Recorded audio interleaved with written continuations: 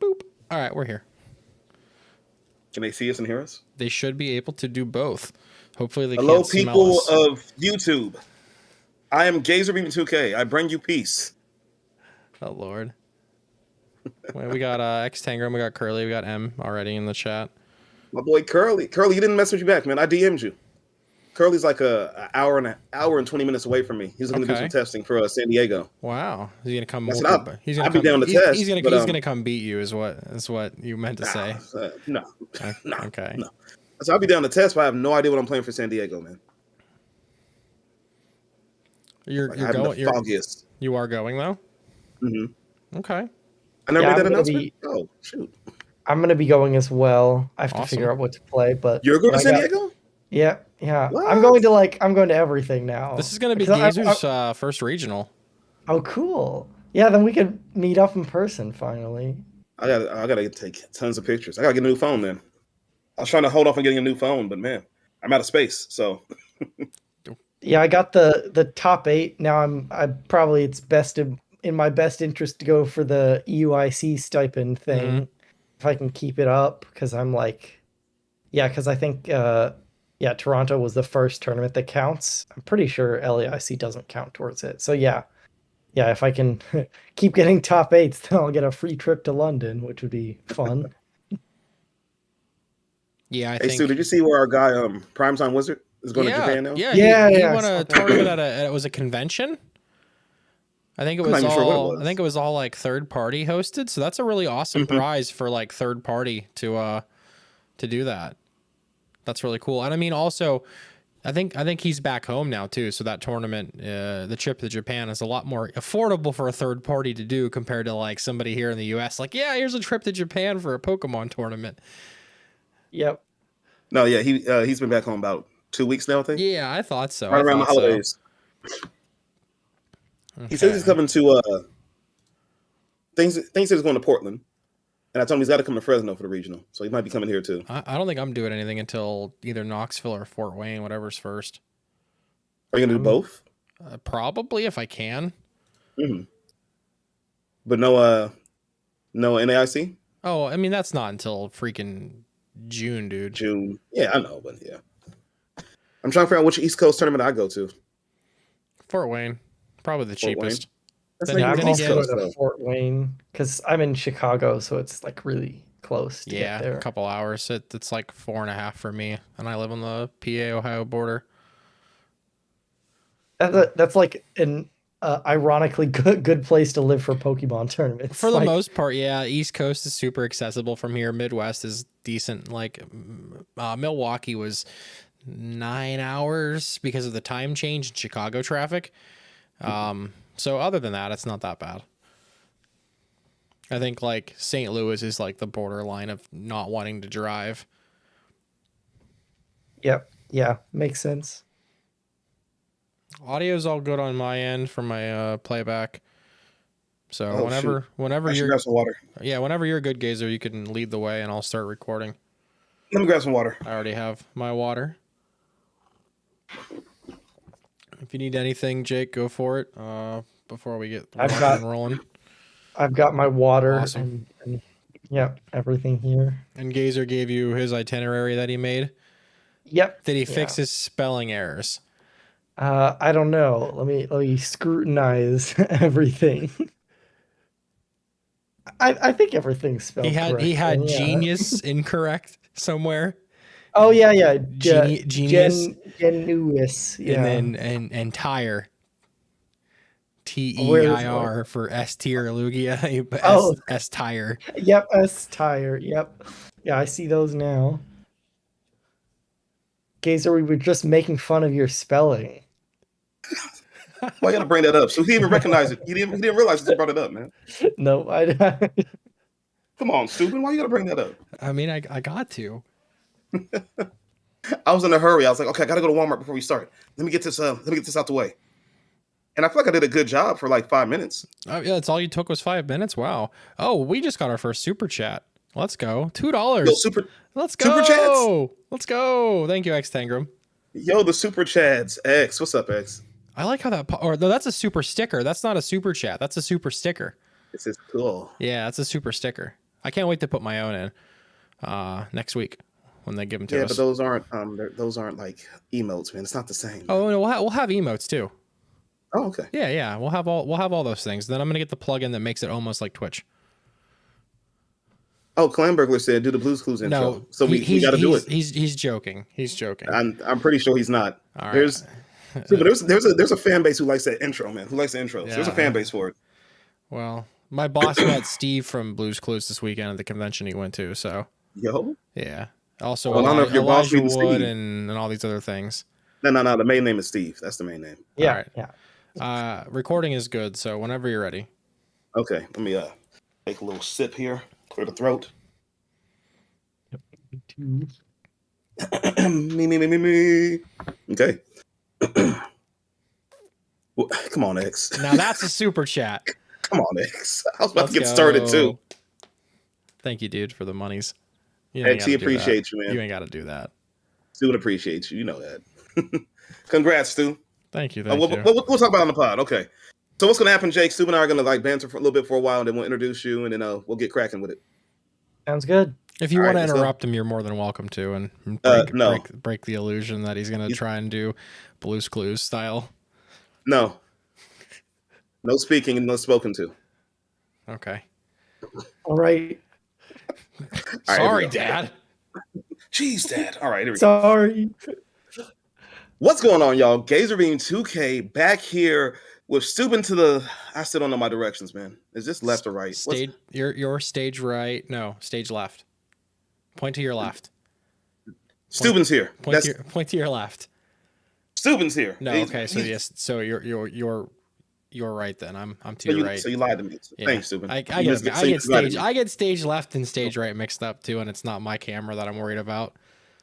Stupin's over there. But what's going on, Stu? Good week. Talk to me, man. Yeah. We achieved partner status on the YouTube channel. So congrats on that. Major congrats, man. You've been grinding on that for how many months now? 6.5-ish, give or take. We started taking it seriously in June, July, and I mean it's December now, but we technically had it before the month rolled over. We had to wait for the stats to update and all that nonsense, and then the approval process and Google AdSense and all those kind of things to go through. And I had to submit a support ticket to Google because somebody tried to open an AdSense account with my account without my email under the name of Lisa something, and I don't know anybody named Lisa, so I had to like take a picture of my driver's license and they had to verify it through my phone with my laptop over Bluetooth. It was a process, but we're good now. We're Gucci.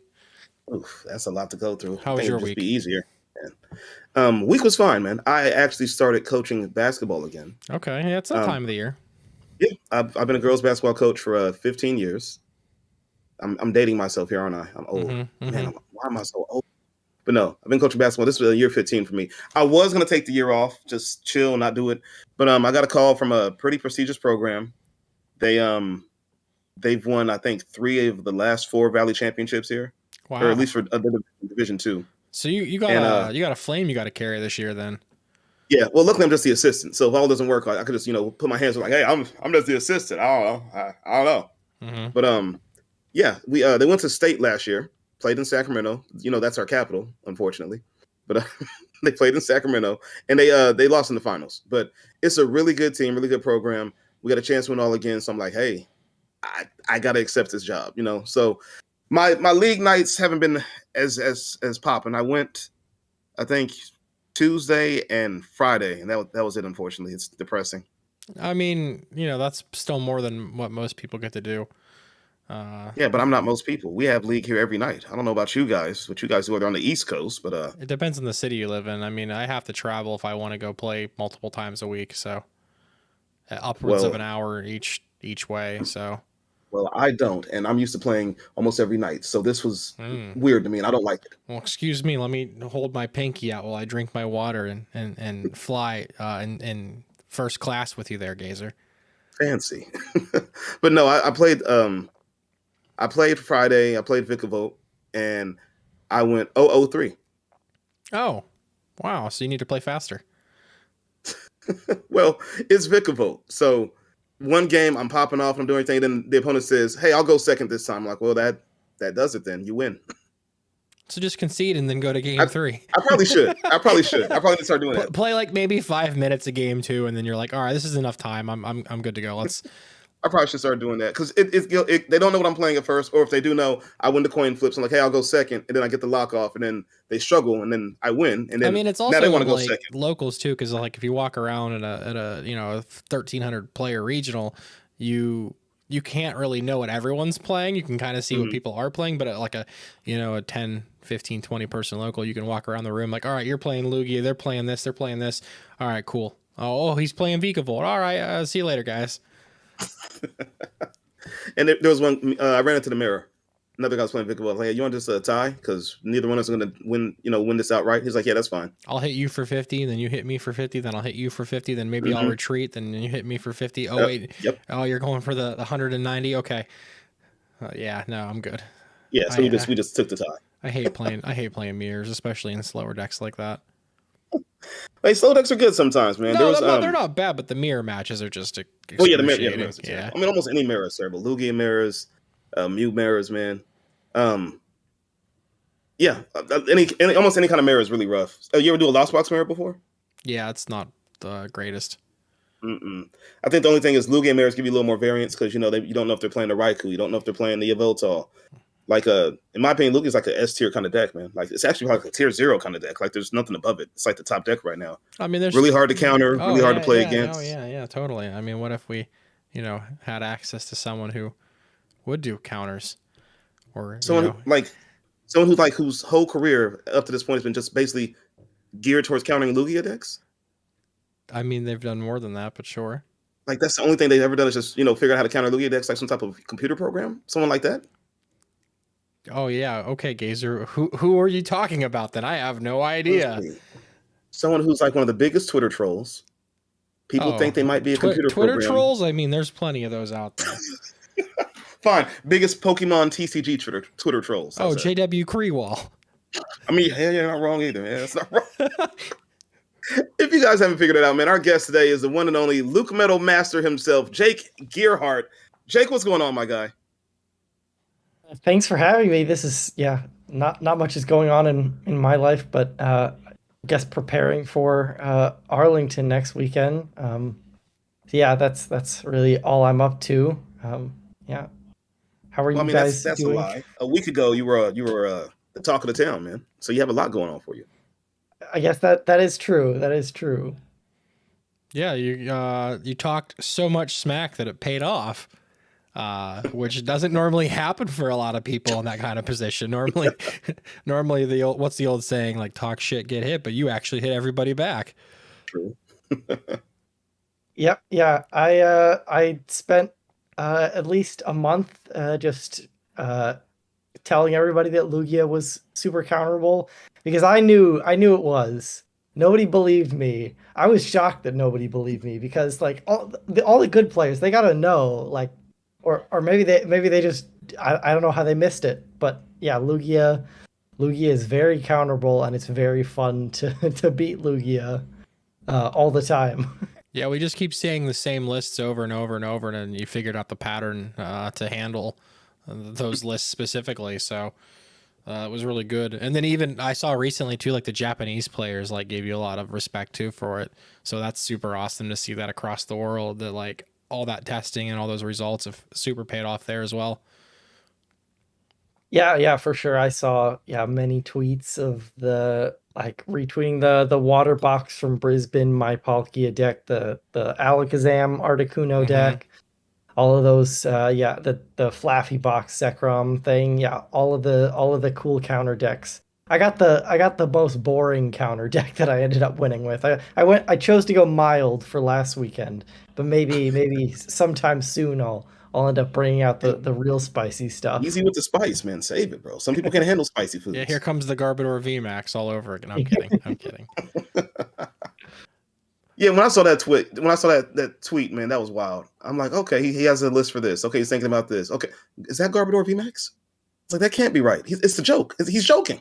He's joking. Yeah, but you told me it wasn't a joke. I thought you were trolling when I saw that tweet. He said it wasn't. It was a half joke, half not. Like I seriously thought the deck was good for at least like an hour and a half.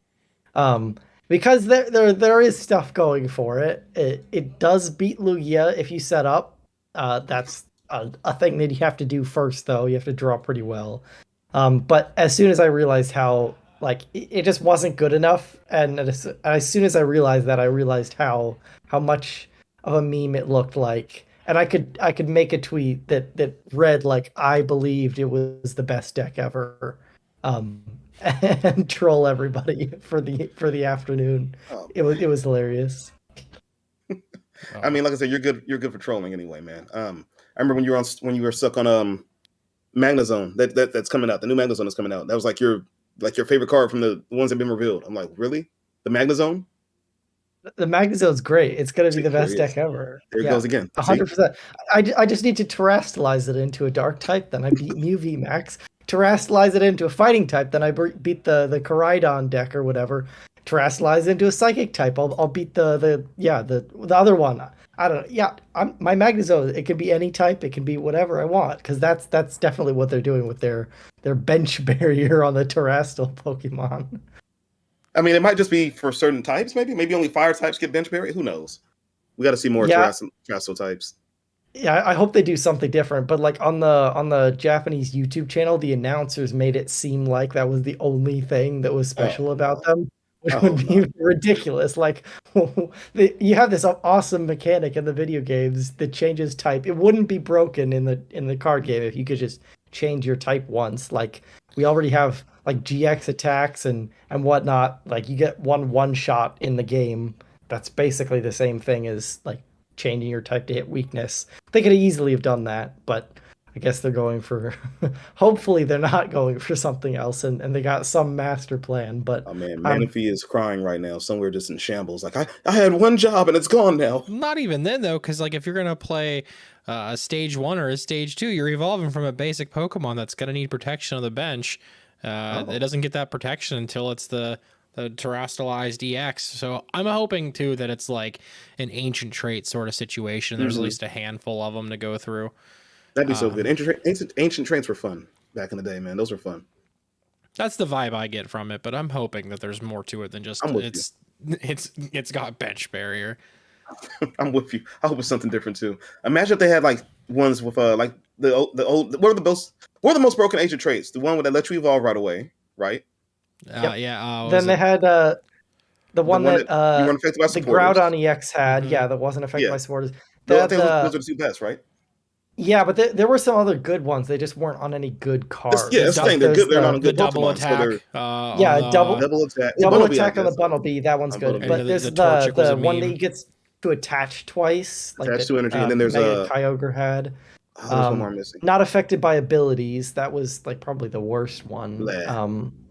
What else? Two tool cards. Oh, that was fun. That was fun. Because there was a Gyarados that could hold two tools cards. That was fun. Yep. Maybe that's good because we saw the Gyarados like on the pack art. There's a water Gyarados thing. Maybe they're bringing that back. I know what the best one would have been, Jake. What? How we forget about Articuno? Oh yeah, extra prize card. Yeah, okay, extra prize cards all day. That one's evil. Yeah, that would have been the best if it was on something a little bit better. Was it Chilling Sigh or whatever? What's the name of the attack? Do something like that. Tri-Edge? Yeah. You flip something 3 coins. Like that, yeah. It's like 40 for each heads. Yeah. Yep. Yeah. You take 2 prizes on a Joltik. Yeah. Oh yeah. Man. No. I do miss that era. At the same time, now we're starting to see these new cards with like this Sun and Moon-ish early feeling vibes to it, which we'll talk about the new reveals later on in the pod. But I'm hopeful and nervous at the same time until we can see a little bit more of the full set. Why are you nervous about it? I'm hopeful. I'm just hopeful. Again, I hope that the terrestrial thing is more than just that, and I hope it's more true to the game where they can be different types of Pokemon. That's gotta be intertwined somehow. Maybe it's gonna be like tools or something like that. There could be. I mean, with that, like you started to mention that tool change, how they're not going to be item cards anymore. They're now trainer tools instead of trainer item tool. So maybe that's like the beginning of it. Maybe you attach a tool to it. Maybe you can only attach this tool to a fire type. This fire type can change its type to water, lightning, or dark, or something like something like that. A handful of types. Yeah, it's just a shame already that like the artwork, like there could have been so much done with like just the changing types on like the artwork or something. They could have like back with the Volcanion EX where it was like half of the card was fire type and half was water. Like One of maybe my they could favorite do a cards from split that. screen thing. Yeah. I don't know. They There was could have a done something cool, but what's the tarantula's name? Galvantula. There was a Galvantula that was like that. Yeah. And I think he could hit the bench too, and he could actually hit for weakness on the bench. I'm like, yo, I can hit the bench for weakness. They had to errata that card. I can't remember why. I think it was like something about that bench effect. Like it wasn't printed right, so they errated the card. I thought I was supposed to hit the bench for weakness on purpose. Oh man.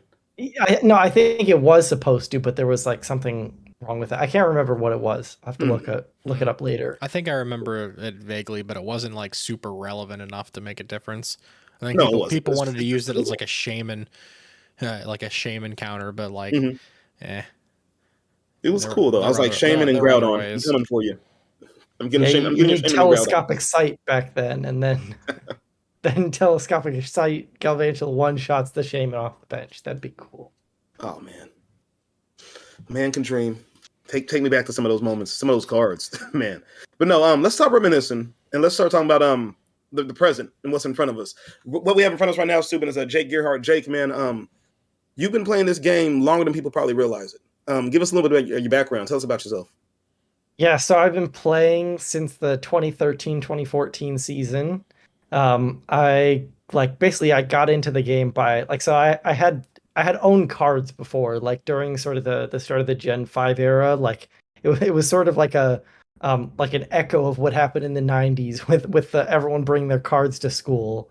And like trading and stuff. So I own cards from that, but like we didn't even know how to play the game back then. We just like drew our best one and compared the numbers, and if mine was higher, then I'd win the game. Some things never change. It was just let me interrupt you for a second, Jake. When I was growing up, same thing. I didn't learn how to play until I got to middle school, but at elementary school, well, this one has, can hit you for 40. Well, this one can hit this much. Oh wow, you win. Just we went off how much damage something could do. We didn't attach energy, anything like that, just the damage. And well, I have this now. And anytime we saw a train, we just tossed it to the side. What is Bill? Get it out of here. Professor's research, we don't want that. Professor's who's that guy? So yeah, who needs trainers? Who needs energy? Trainers, energy. No, Pokemon. But no, and I just find it funny that and I guess Pokemon succeeded.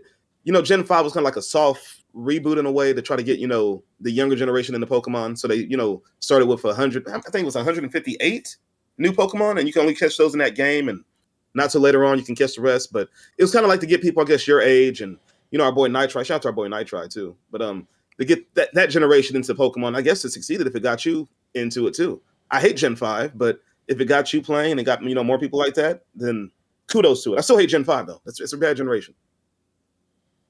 Yeah, some of the designs are questionable. Some of them are great though, like Seismitoad. That one's a nice one. I don't mind Seismitoad. It's okay. I like the design. The design's janky, but the card's fun. Yeah, Trick Garter. What you say? That's right. You heard me, Gazer. I said it intentionally just to tickle your jimmies a little bit there. Oh, okay. Okay, it's a Jimmy tickler. I thought you really meant it. Oh, I know. I do like Garbodor and Trubbish. The hell's wrong with you? I thought we were partners, bro. What isn't wrong with me? That's the better question you should ask. But Jake, man, go ahead, man. You got started thanks to Gen 5.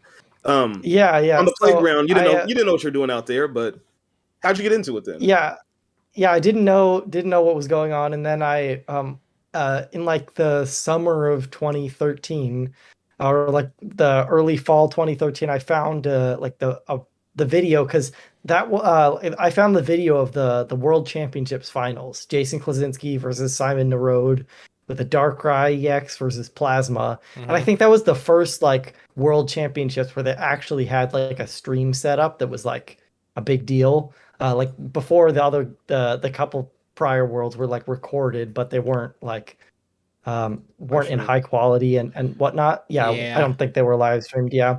But so yeah, I found that because like those the previous, like, because everything, like all the streaming stuff started from the Top Cut channel that Puka used to run with a bunch of other people.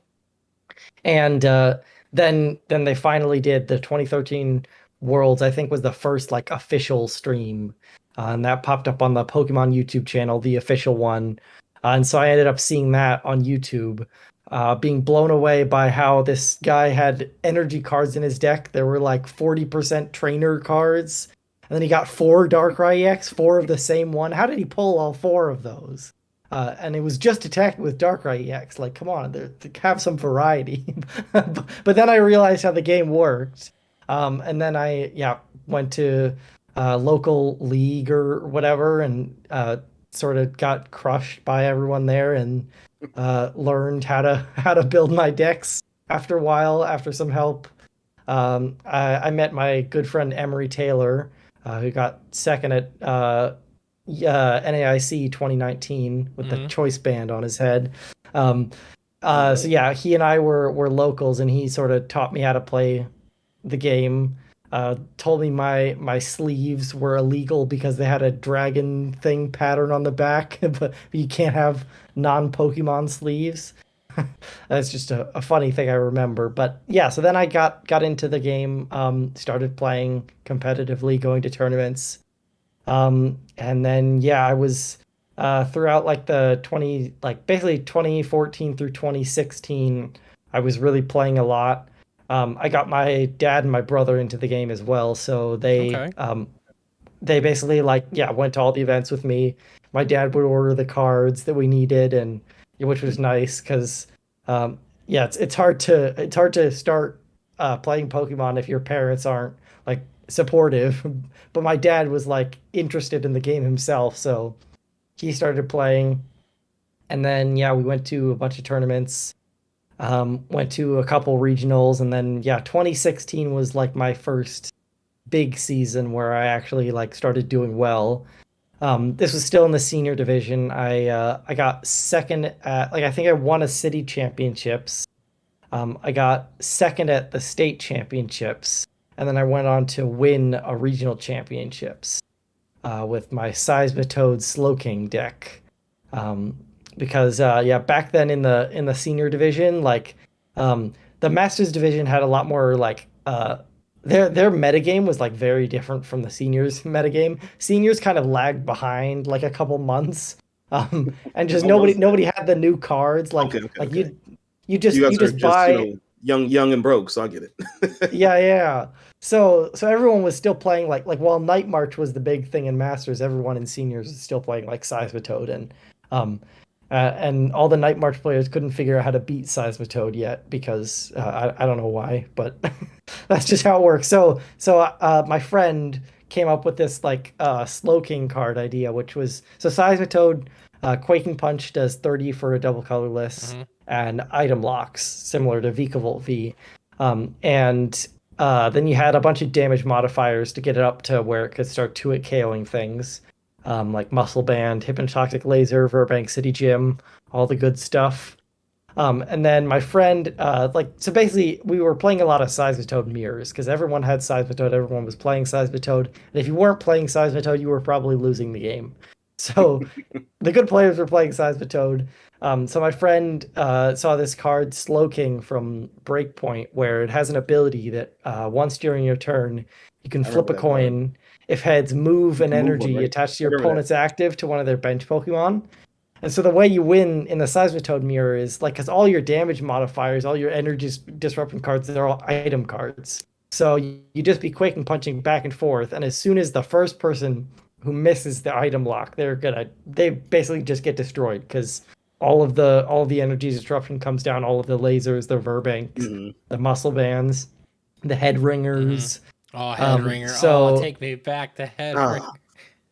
So every turn you'd get a coin flip on your Slowking and move their energy to the bench. So every turn they'd have to find like a new double colorless energy or somehow Lysander the Slowking up to deal with it. But basically allowed you to win the Seismitoad mirror because eventually your opponent would miss an attack before you would. And then you'd play everything. And that was able to carry me to winning the regional championships in 2016. And then I went to Worlds that year. It was in San Francisco. I didn't really do that well at Worlds, but so I was kind of disappointed.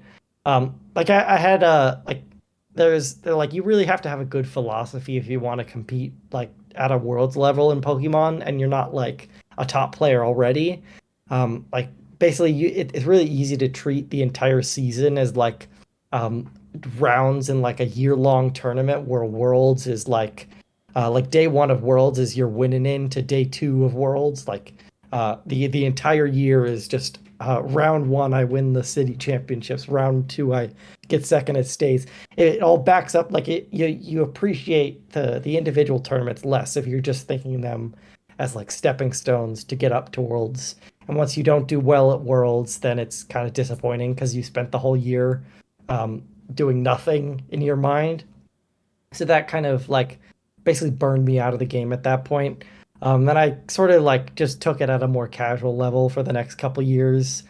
Sort of like as I went through like high school, I didn't have as much time to play, and so yeah, just played more casually up until sort of the pandemic when you could play an online tournament. In like I would still go to like events, and I would go to like one regionals a year, but I would play like whatever was most fun. I played like an Excadrill Focus Sash loop deck to one of the regionals. Oh, the Cosmic Eclipse one? The Cosmic Eclipse one, yeah. Yeah. Oh, the one You that like gets shuffle four cards? Yeah, 4 items, and then you play Focus Sash. And that deck was like, it was super fun, but like didn't really beat ADP, which was the new thing. And this was like an expanded, so lots of crazy stuff. But yeah, so I would play like I went to tournaments, but I didn't like try to go for my World's invite. And then yeah, once the pandemic hit, I was playing just a lot more because I could play a Hegster every other day of the week. And then even though the format was terrible, there was one good deck in the format which I liked, which was Luke Metal. And yeah, that's I guess how I became known in the online sphere is just the person who always played Luke Metal. Who gave you the nickname Luke before Metal Master? Orion came around? Who gave you the nickname? What was that? Was that you? It might have been you. I don't remember. It was you. I think you hopped on my stream one day because I was chilling in Tricky Gym. Shout out to Andrew Mahone. I was chilling in his stream, and I think you popped in there and you did really well in the Heggies, I think. And he wanted to play your list, and you're like coaching him through it. And I'm like, look at this guy, wielding this deck, better than Andrew Mahone is. So I think you hopped on my stream later on that night because this was around the time when I was streaming like every day. And I think you popped on my stream. I was like, yo, Jake Gearhart's in the building. I seen him earlier. This is the Luke Metal master right here. I said, this guy's master at Luke Metal. I said, he plays it better than anyone else. I think I asked you a few questions on, and I was building like a variant of it myself. But yeah, if you don't remember, I dubbed you that nickname, man. And then we had that Sotherbrow guy try to come in and try to claim it. No, it's you. It's you. And you can tell Ryan that to his. You tell him I said it. I'll tell him. Never mind. I'll tell him myself. Tell him straight to his eyebrow. Yeah, I'll tell him straight to his Sotherbrow. I'll tell him myself that you're the Luke Metal Master, man. That's you. Yeah, I appreciate it. Yeah, so then yeah, I played online tournaments and just kept doing well in those. And then once IRL events came back, I started like trying to go for like I knew I wasn't going to qualify for Worlds that first year because I had no points from 2019 because I played random Excadrill deck to a regionals just because it was fun. Yeah. But yeah, so then I came into Salt Lake City, got my first like day 2 in Masters and made top 64. So like when I started trying, I did well. And then yeah, went on like a pretty good streak through that season. Made day 2 at NAIC, another top 64, and then then coming into this season, I knew like Worlds is in Japan. I definitely want to go to Japan. So yeah, I'm gonna go to everything I can, and yeah. So then now I ended up getting top 16 at Salt Lake City with Palkia, and then now just recently top 8 at Toronto with the Articuno Palkia. So look, now you're so far in, you're so deep in it. Now you have to just go to almost everything you can go to now because, why gain those points, do so well? And if you have these runs, if you don't try to, shoot for Japan, so you have to go to everything now. Yeah, and I got the prize money to do it too now. sort of every time I get a top 16, top 8, my like most of the trip is paid off. So you're like, good. Spend it all on the next one. Yeah, the snowball effect. I just gotta keep the momentum up. Yeah. I I always like want to go hard, and then like I don't know. I'm an old man and I work. Like it's really hard for someone like me to also do content all the time and to keep up and go. Unless I would like quit my job and like really buckle down. But it's such an uncertain future for some people to be able to do it all. So definitely do it while you can. My dream is to quit my job, quit coaching basketball, and become a full-time streamer and Pokemon regional player. That's the future, Kaiser. You're gonna do it. Oh, I was gonna hit I was gonna set your mind to it. That would have been the crickets button. A perfect time for the crickets button. Why do you always try to put the cricket button on me, man? Why? Every time. I had my finger right over the button for the crickets. I was ready to push the button. but no, Jake, man, real talk. You have a background. I don't think a lot of people knew your background. I know I didn't. I know when I met you online and actually, got to talk to you a little bit and, actually see you play in where did you day two?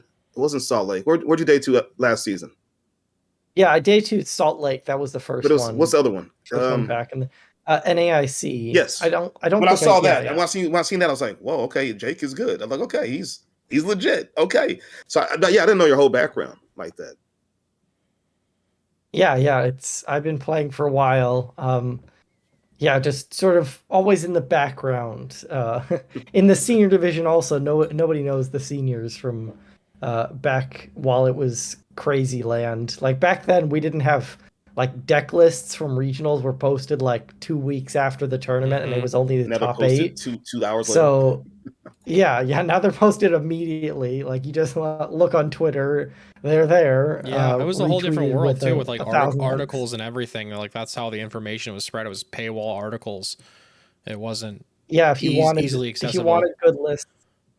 Yeah, if you wanted good lists, you'd have to pay for the articles, and the seniors division had $0 to spend on articles.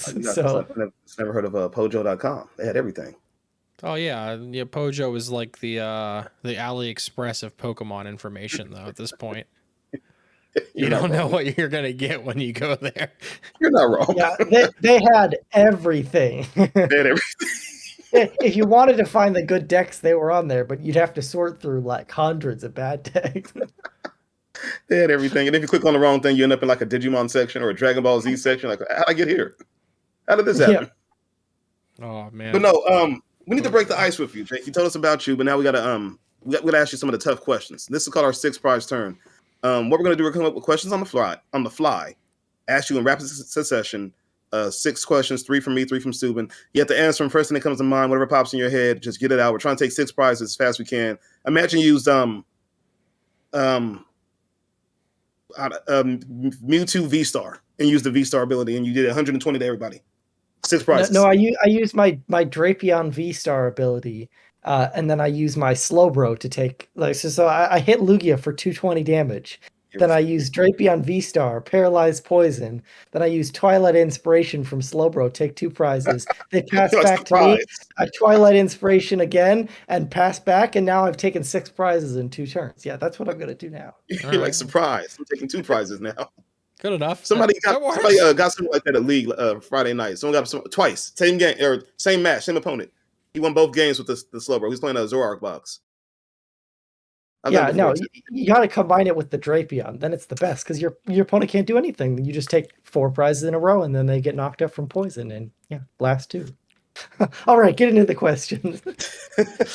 So you want to go first? Or want me to go first? Yeah. Favorite non-Pokemon franchise in media? Star Wars, maybe. I don't know. Okay. Yeah. Okay. I'm afraid of the answer, but favorite generation of Pokemon. It's really tough for me. I honestly don't know. It might be Gen 5, but just because that's when I started. But and Gazer's dead. You've killed him. Not only have you taken 6 prize cards, you've also shot him, and he's rolling around on the floor. We're waiting for the paramedics to get here. But Gazer, I am a Gen 1er too. If this makes you any better, I honestly think Red and Blue are the best Pokemon games. It was what I liked about Gen 1. It was so original. We'd never seen anything like that before. Like, what the heck is this thing? Yeah, this dragon breathes fire. This turtle has cannons on its back. Like, it was all new. Like, what?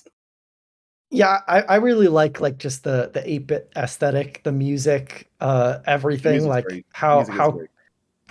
how crazy the game, like it feels like an indie game. Like all the rest of the games feel like produced and whatnot after like Gen 3 or whatever. But You feel like yeah, there's like Red and 4 Blue. developers working on this game, just 4 or Yeah, 5 Red and people. Blue, there's bugs everywhere. You can Yes. exploit tons of stuff. Yes. I love that when the game is just like, yeah, just scrambled together.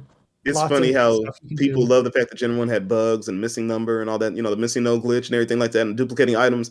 But then Gen 9 comes down, there's glitches. We're like, this game is stupid and broken. I don't like it. They Yeah, rushed out Gen 9. They rushed it too those are the fast. those are the wrong glitches. You got to have the Those are fun glitches. The fun glitches are the ones where you can break the game, but Oh, I the don't know. I bad, saw a bad video glitches- of a egg I hatching mean, and a drowsy came out and its nose was snorting the player's butt. So that was pretty funny. I laughed my butt off seeing that today. seen the Wiglet video. Oh no. Yeah, there's a Wiglet video. I'll just leave it at that. If you guys at home want to Google that, Wiglet glitch or something like that, feel free. I won't describe it though. Oh god, I'm kind of I want to know, but I also don't want to know. All right, next question. If you had to pick an era of the TCG, which era would you choose as your favorite? I had a question. Gen 3, Yeah. Ruby Sapphire era. Yeah, got into retro stuff during the pandemic, and it's designed so well. I think the designers did it by accident. They probably didn't know what the heck they were doing, but all the cards somehow work together, and yeah, it's like super fun. All the decks are amazing. There's tons of viable stuff there. Subin kind of took a question I had. I'm gonna ask it anyway. If you could bring back any card from any format, I mean, with a few edits, a couple tweaks here and there, what card would that be? N. Just it would be N. N. Just and N. bring N back. I just want that in every format. Yeah, no, just Rockets admin and whatever. That's the card. Makes games so much better, so much more interesting. Yeah. They did say they want to focus on comeback mechanics, and we haven't seen anything yet. So yeah, we see bench barrier and research. Yeah. Comeback. Oh, discard my hand and draw 7. Cool. All right. Wow. I can come back from. I have a 0 card hand. Come back. I top deck my research. That's a comeback, right? Yeah. See, you guys sound like the reason why. See, this is the kind of things I say about Mew. This is why I hate Mew VMAX. You guys sound like me right now. I'm not mad at research. No, I'm not mad about it, but it doesn't make sense with the other cards that they're kind of not slowing down the game. A more of a regular, like a regular pace kind of game. I'm gonna go grab what's that new supporter? I grabbed 2 evolutions. Yeah. No, back in the Gen 3 era, there was a supporter, Professor Elm's training method. It grabs 1 evolution. That was it. And that was a great supporter card. That was an excellent supporter card in a lot of decks. Yeah, and how the power creep is, the power creep is so crazy compared to then too that that was a supporter. We have an item that grabs an evolution Pokemon. So you what? Yeah, you can get what? Imagine someone gets transported from the past and seeing these cards now. You mean this evolution incense gets any evolution? Any? It's an item. Yeah. No. Yeah. I mean. I like the Sword and Shield era right now. It's like in a pretty good spot with the engines. Like there's a lot of variety. You can play Barrel engines, Lost Zone, Inteleon, but everything's rotating. Scoop Up Net kills the Comfy engine. Inteleon is literally rotating. So what are we gonna do? Barrel and Research? Painful. Curlia, yeah, that's the one saving grace, but. Yeah. Curly, and then what's the Liepard? Liepard's a thing too, but I think Curly's just better because you can level ball it. Evolve into the Gardevoir 2 or the Delayed, which searches for a supporter. Yeah. There's two good Gardevoirs. There's one that draw 2 cards. Yep. Yeah. You attach any energy you want to, and the other one is discard a card, draw 2. So there's 2 good Gardevoirs. Yeah. The first one's probably better because you don't have to discard a card. And they're gonna give us a Gardevoir or a Gallade EX. Oh, I hope so. I just want to play that deck only. I want to trade and use my Gardevoir EX, and yeah, it's got 300, 400 HP. I don't care how much. I want a Dynamotor, then evolve into my Ampharos CX. I'm ready to go. Ampharos CX. I can't wait. It's gonna be so good. I'm so excited for that. To be able to play my favorite Pokemon at a decent level, like that's like the dream for everybody. I know you guys are over there just fantasizing about.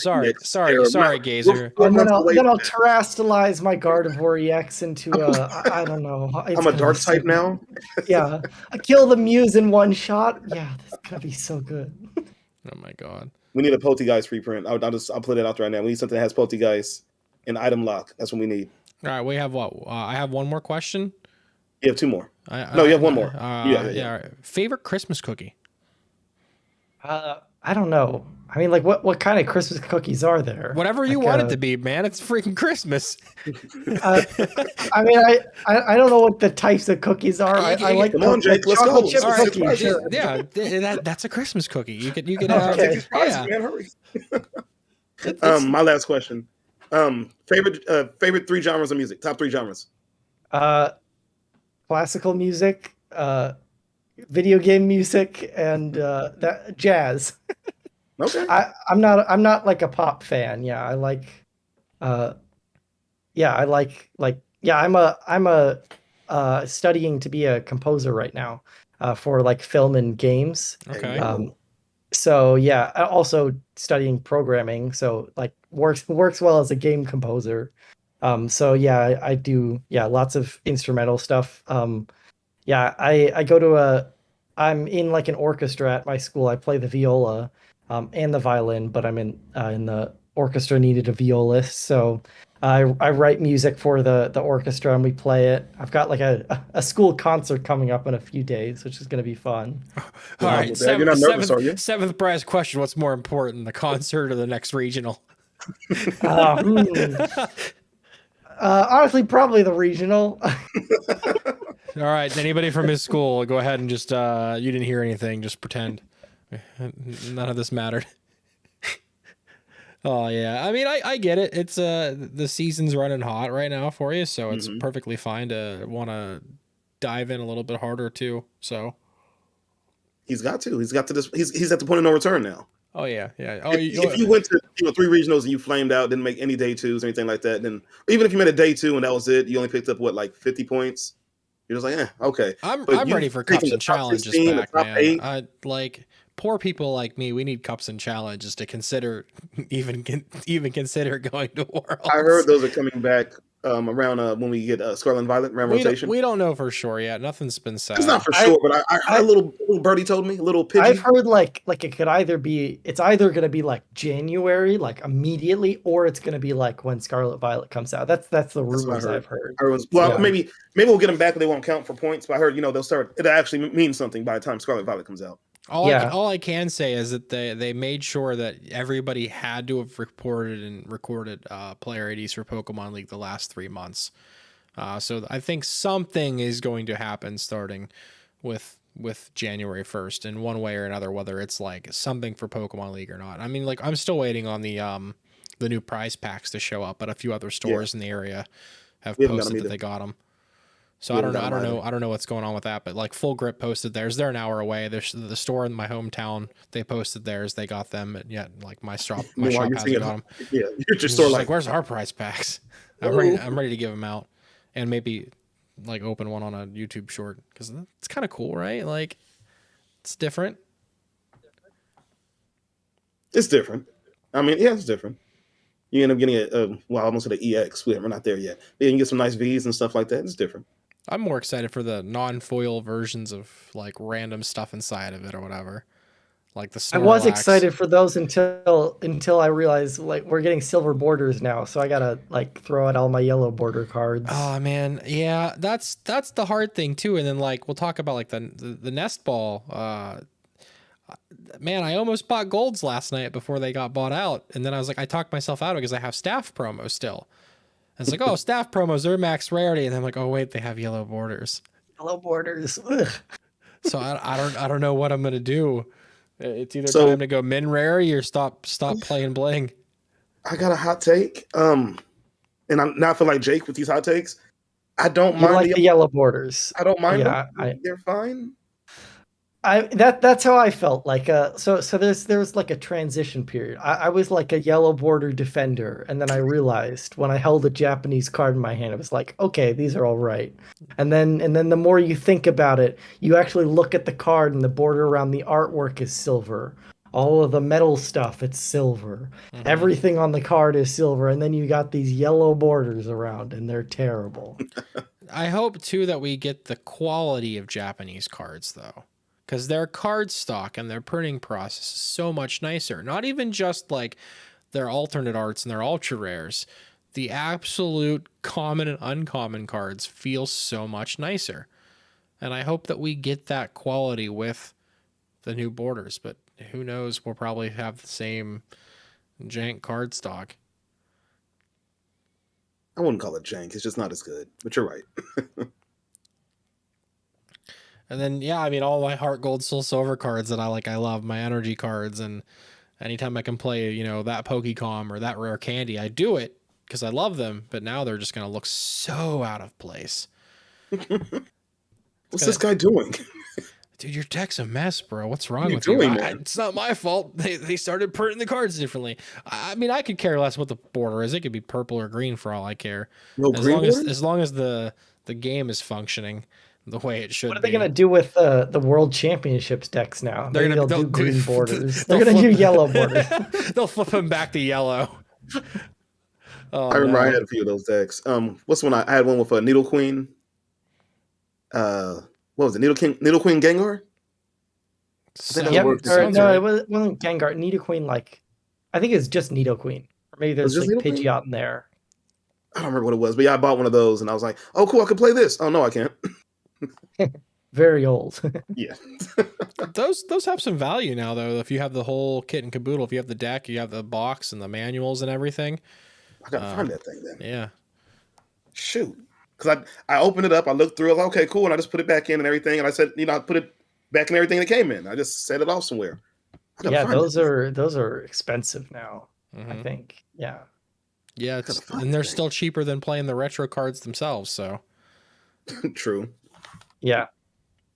But all right, let's move on, Stu. So we learned a lot about Jake. Mm-hmm. We went through the 6th prize turn. What do we have up next? So talk about the run through Toronto and the thought process of the deck decision. So you went through a lot of potential counters and you did the whole hexadecimal codes. How did you come up with like the hexadecimal codes to like tease people? Well, I just needed a way to take credit for my ideas once somebody else, in case somebody else figured them out first.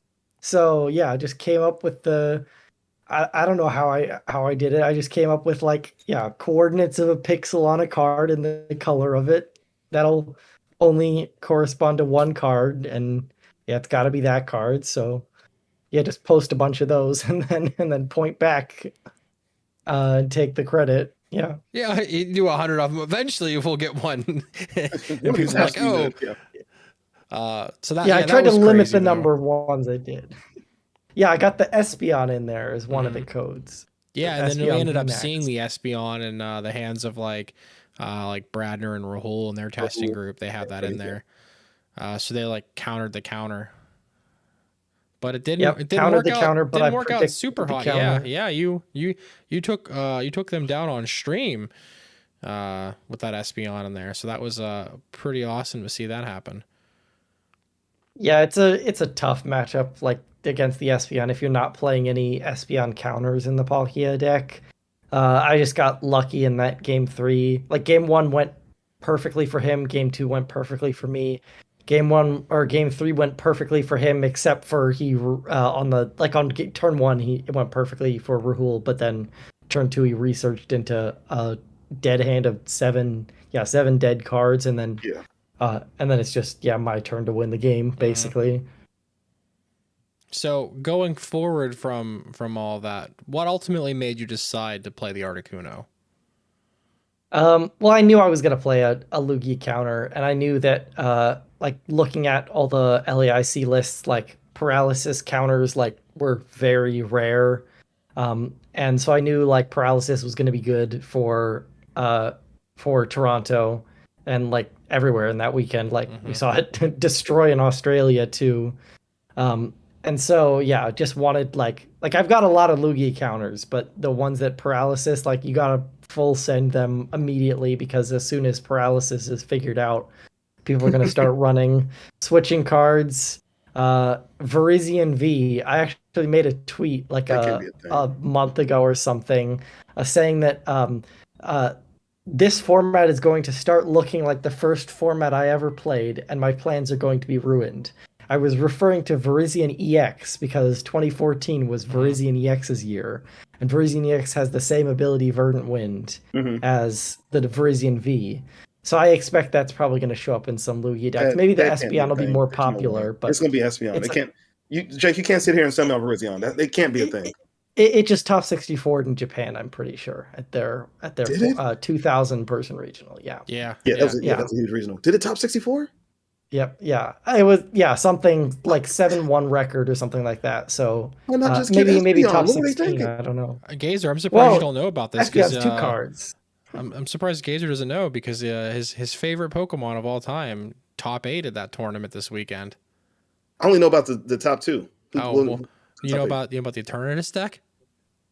Oh, well, yeah, my bad. The top 4. Yeah, there you go. Yeah, Gazer is stand really hard the history of the entire podcast for Eternatus. So it's coming back. It's coming back. It hasn't done anything. It hasn't done anything. That our guy Primetime Wizard said something about it too. It's like he said, just when I try to leave Eternatus, it pulls you back in. I was like, me too. So yeah, I seen the top 4. So yeah. But we're gonna have to start playing Galarian Zapdos V again or something to kill your Eternatus. The return of Galarian Zapdos. Yeah. Yep. But no, the Verizion, it definitely. I see. I mean, it's you can see it. You look at it, you read it, you see what it could do. But I hate the fact that you have to get a Aurora on there. So you're wasting Aurora just to save your Lugia, whatever it is, whatever you're trying to save. But the thing with the Verizian is that you don't with the Espeon, you have to have the Espeon out immediately before paralysis. As soon as you have to get energies on everything. Yeah. As soon as Verizian, but is it really worth wasting your Aurora energy? I don't know. Well, I think against a paralysis deck, all you really need to be doing is just attacking with a Lugia every turn, and then you'll probably win. Fair enough. So just load up a Lugia with 3 powerful energies and a V-Guard, and you're going to be one-shotting Palkias. Every time they try to paralyze you, just Aurora one time. It'll work out. Do you think? But go ahead. The Espeon might be better in our format, because in Japan they didn't have to worry about control, so Espeon was a lot weaker because Espeon's good against Yveltal. But they're they've got 25-minute best of 1 until top cut, and there was a I think it was a Mewtwo V Union, or it was some other control deck with Yveltal, and they were playing as fast as they could on stream. It was for them too. It was ties, still probably not finished. Ties are losses for both players. So it's super punishing to play control in that situation. So it's why you never see it from anybody outside of the Western world, basically. So you tell me if Sandy had to go to Japan, he'd be crying right now? He'd be playing something else probably, or he'd just have to play lightning speed. It's a whole different I'm glad ballgame. We play best of 3. My worst fear is that because TPCI is trying to globalize the game more. We're getting silver borders, we're getting regulation marks, set symbols. Yeah, please keep us on our best of 3 system where it's a tie. Don't go back to best of 1. There's lots of old players who swear by best of 1 because it was okay during the Ruby Sapphire era, but the game is too volatile right now. Yeah, there's just no way it would make it. There's too many variants that can just swing a whole match, or not a whole game, and it's not even a match, just a game. One variant swings a whole game, and then just off of that one thing, that one play, it's over. Yep. Yeah, and I mean too, if you look at a lot of back in the day with city championships and even league cups, most of them they were best of 1 30-minute rounds moving into a top cut, where then you would get 50 minutes or 75 minutes depending on the tournament organizer. I've played in cities and cups, depending on the TO, where it's like, all right, cool, you're going to play best of 3 at this one. Oh, we're going to play best of 1 here. And then, oh, top cut, you get 75 minutes for what? Or you're playing 50. Yeah. And I mean, at a regional, 75 minutes makes sense for top cut, but not for a 28 person freaking League Cup that's going till midnight now. Thank you. Like, I'm good. It's not worth it. I mean, maybe now with like the points grind, yeah, I guess unfortunately it's worth it, but still, gotta get these points. I'm a fan of like the 50-minute top cuts, like especially for locals, like regionals. I guess it makes sense, but still, I'm not like because at regionals, control gets kind of destroyed by the time rules.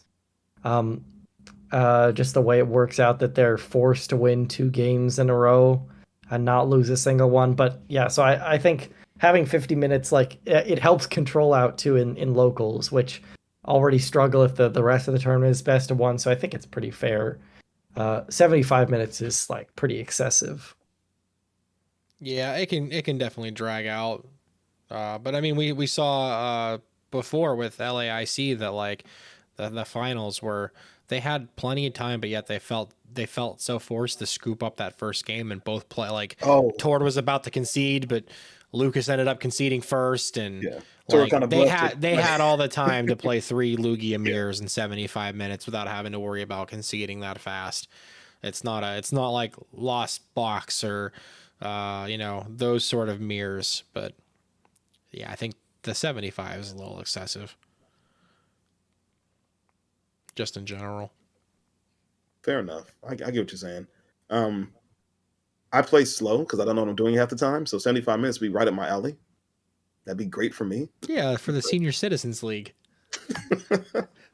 Yeah, they should have a seniors division, which is the. Yeah, I think honestly they should rename. You're right behind me. Come on, Stu. You're right there with me. They should rename seniors to something else, and then like after a while, all right, you're 35. You're not allowed to play in Masters anymore. You got to go to like seniors. Seniors. There's a show called Kim Possible, and she had a villain named Senior. It was just like an old Hispanic guy. Oh, that'll be Doom. That'll be Doom in his 40s. Senior Doom. No, but no. Yeah, Jake, you made a great call, man. You made a great call. I think you and a few other people, saw the writing on the wall before any of the Lugia players saw what could happen. Because I played a little Lugia. I'll dabble in it online. So I thought about building it IRL, but I just haven't yet. I have it. I just haven't sleeved it up. But I was playing online with a couple different builds, and I have maybe 3 different decks with it, and maybe one has a switch in it. The rest don't. Because my mindset was like, hey, if something goes wrong, I just attach energy from Archeops and retreat. I'm good to go. But then with the paralysis, I'm like, wow, now what? That was a great call you made, man. Who all did you test with to get the brain flowing that way? Yeah, so I mean, most of the ideas originate with me. Here we go. Okay. And so, not to brag, but no, so a lot of my so basically, like the way it works is that I'm just up at like 3 a.m. in the shower, just thinking about Lugia. Hold on, question. Up at 3 a.m. Fine. Why are you in the shower though? Well, I'm just before I'm going to bed. I don't know. Yeah. And that's like, cause 95% of my time, like testing for, or like preparing for a Pokemon tournament is not actually playing the game. It's either me just looking at the cards, like scrolling through the entire standard format, or just thinking. And then like a couple days before the event, I'll try and fit in like a ton of games with the deck. But before then, it's all just thinking. So then the way it works is that I'm thinking, I come up with a good idea, and I go onto Discord, and a friend who has the username A Pack of Alpacas. He's from New Zealand. Mm-hmm. Yeah. Does well on online tournaments. Yeah. So he's up because it's the time difference and whatever. So then I like basically send my idea. We work on it for a little bit, and then I go to bed, and then everyone else is like ended up testing it in the morning or something like that. But yeah, so I've got a lot of people in my group. I've got him. Caleb Rogerson is another one who's been there for a while. Mm-hmm. wasn't the senior division last year. So it's sort of like the Team SMC is where like the Team Sentient Mew coin or Cookie or whatever we are now, the gold Mew coin or purple one. I always thought that stood for something else, and now I know, and I'm not going to say what I thought it stood for. Yeah, I know what you know it's standard for. It doesn't stand for that. No, I didn't think it did, but that's how I always read it with my my it probably did stand for that at one point. It stands for a lot of things. There's like I think we had one name which like a semi-competitive multi. I can't remember what it was, but we just took a bunch of random words from the dictionary and tried to fit it. Like semi-competitive multi national conglomeration or something like that. I don't remember. Conglomeration. Oh my god. Yeah. Just a big cluster of words. Big cluster of words. Yeah. So a lot of those people. Here, let me go into my Discord and see everyone who's there. So yeah, then there's who else? Yeah, I can't pull it up right now, but whatever. There's a lot of people like who come in and out of the testing group. Like I try to assemble a good group. Like now after Toronto, I've been given like a figurehead status where I'm sort of everyone wants to come and join my testing group. So because it turns out I was right about all the Lugia counters. So I'm trying to assemble a good testing group. I've got the world champion or from the senior division last year and the runner up. They're both in there, like the Urshifu versus Palkia. And, okay. Yeah, so they're in there.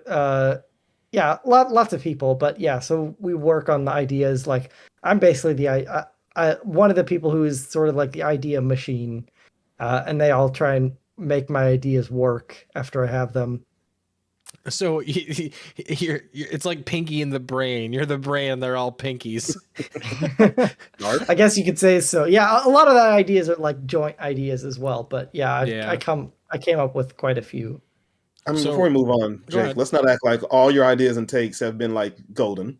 They have been all golden. I'll just say off a few things. Here we go. I was scrolling through Twitter, and I'll just name off a few things here. And you can go into a quick explanation if you choose to. This is a new game, a bonus game for Jake, called Hot or Not. Oh, hang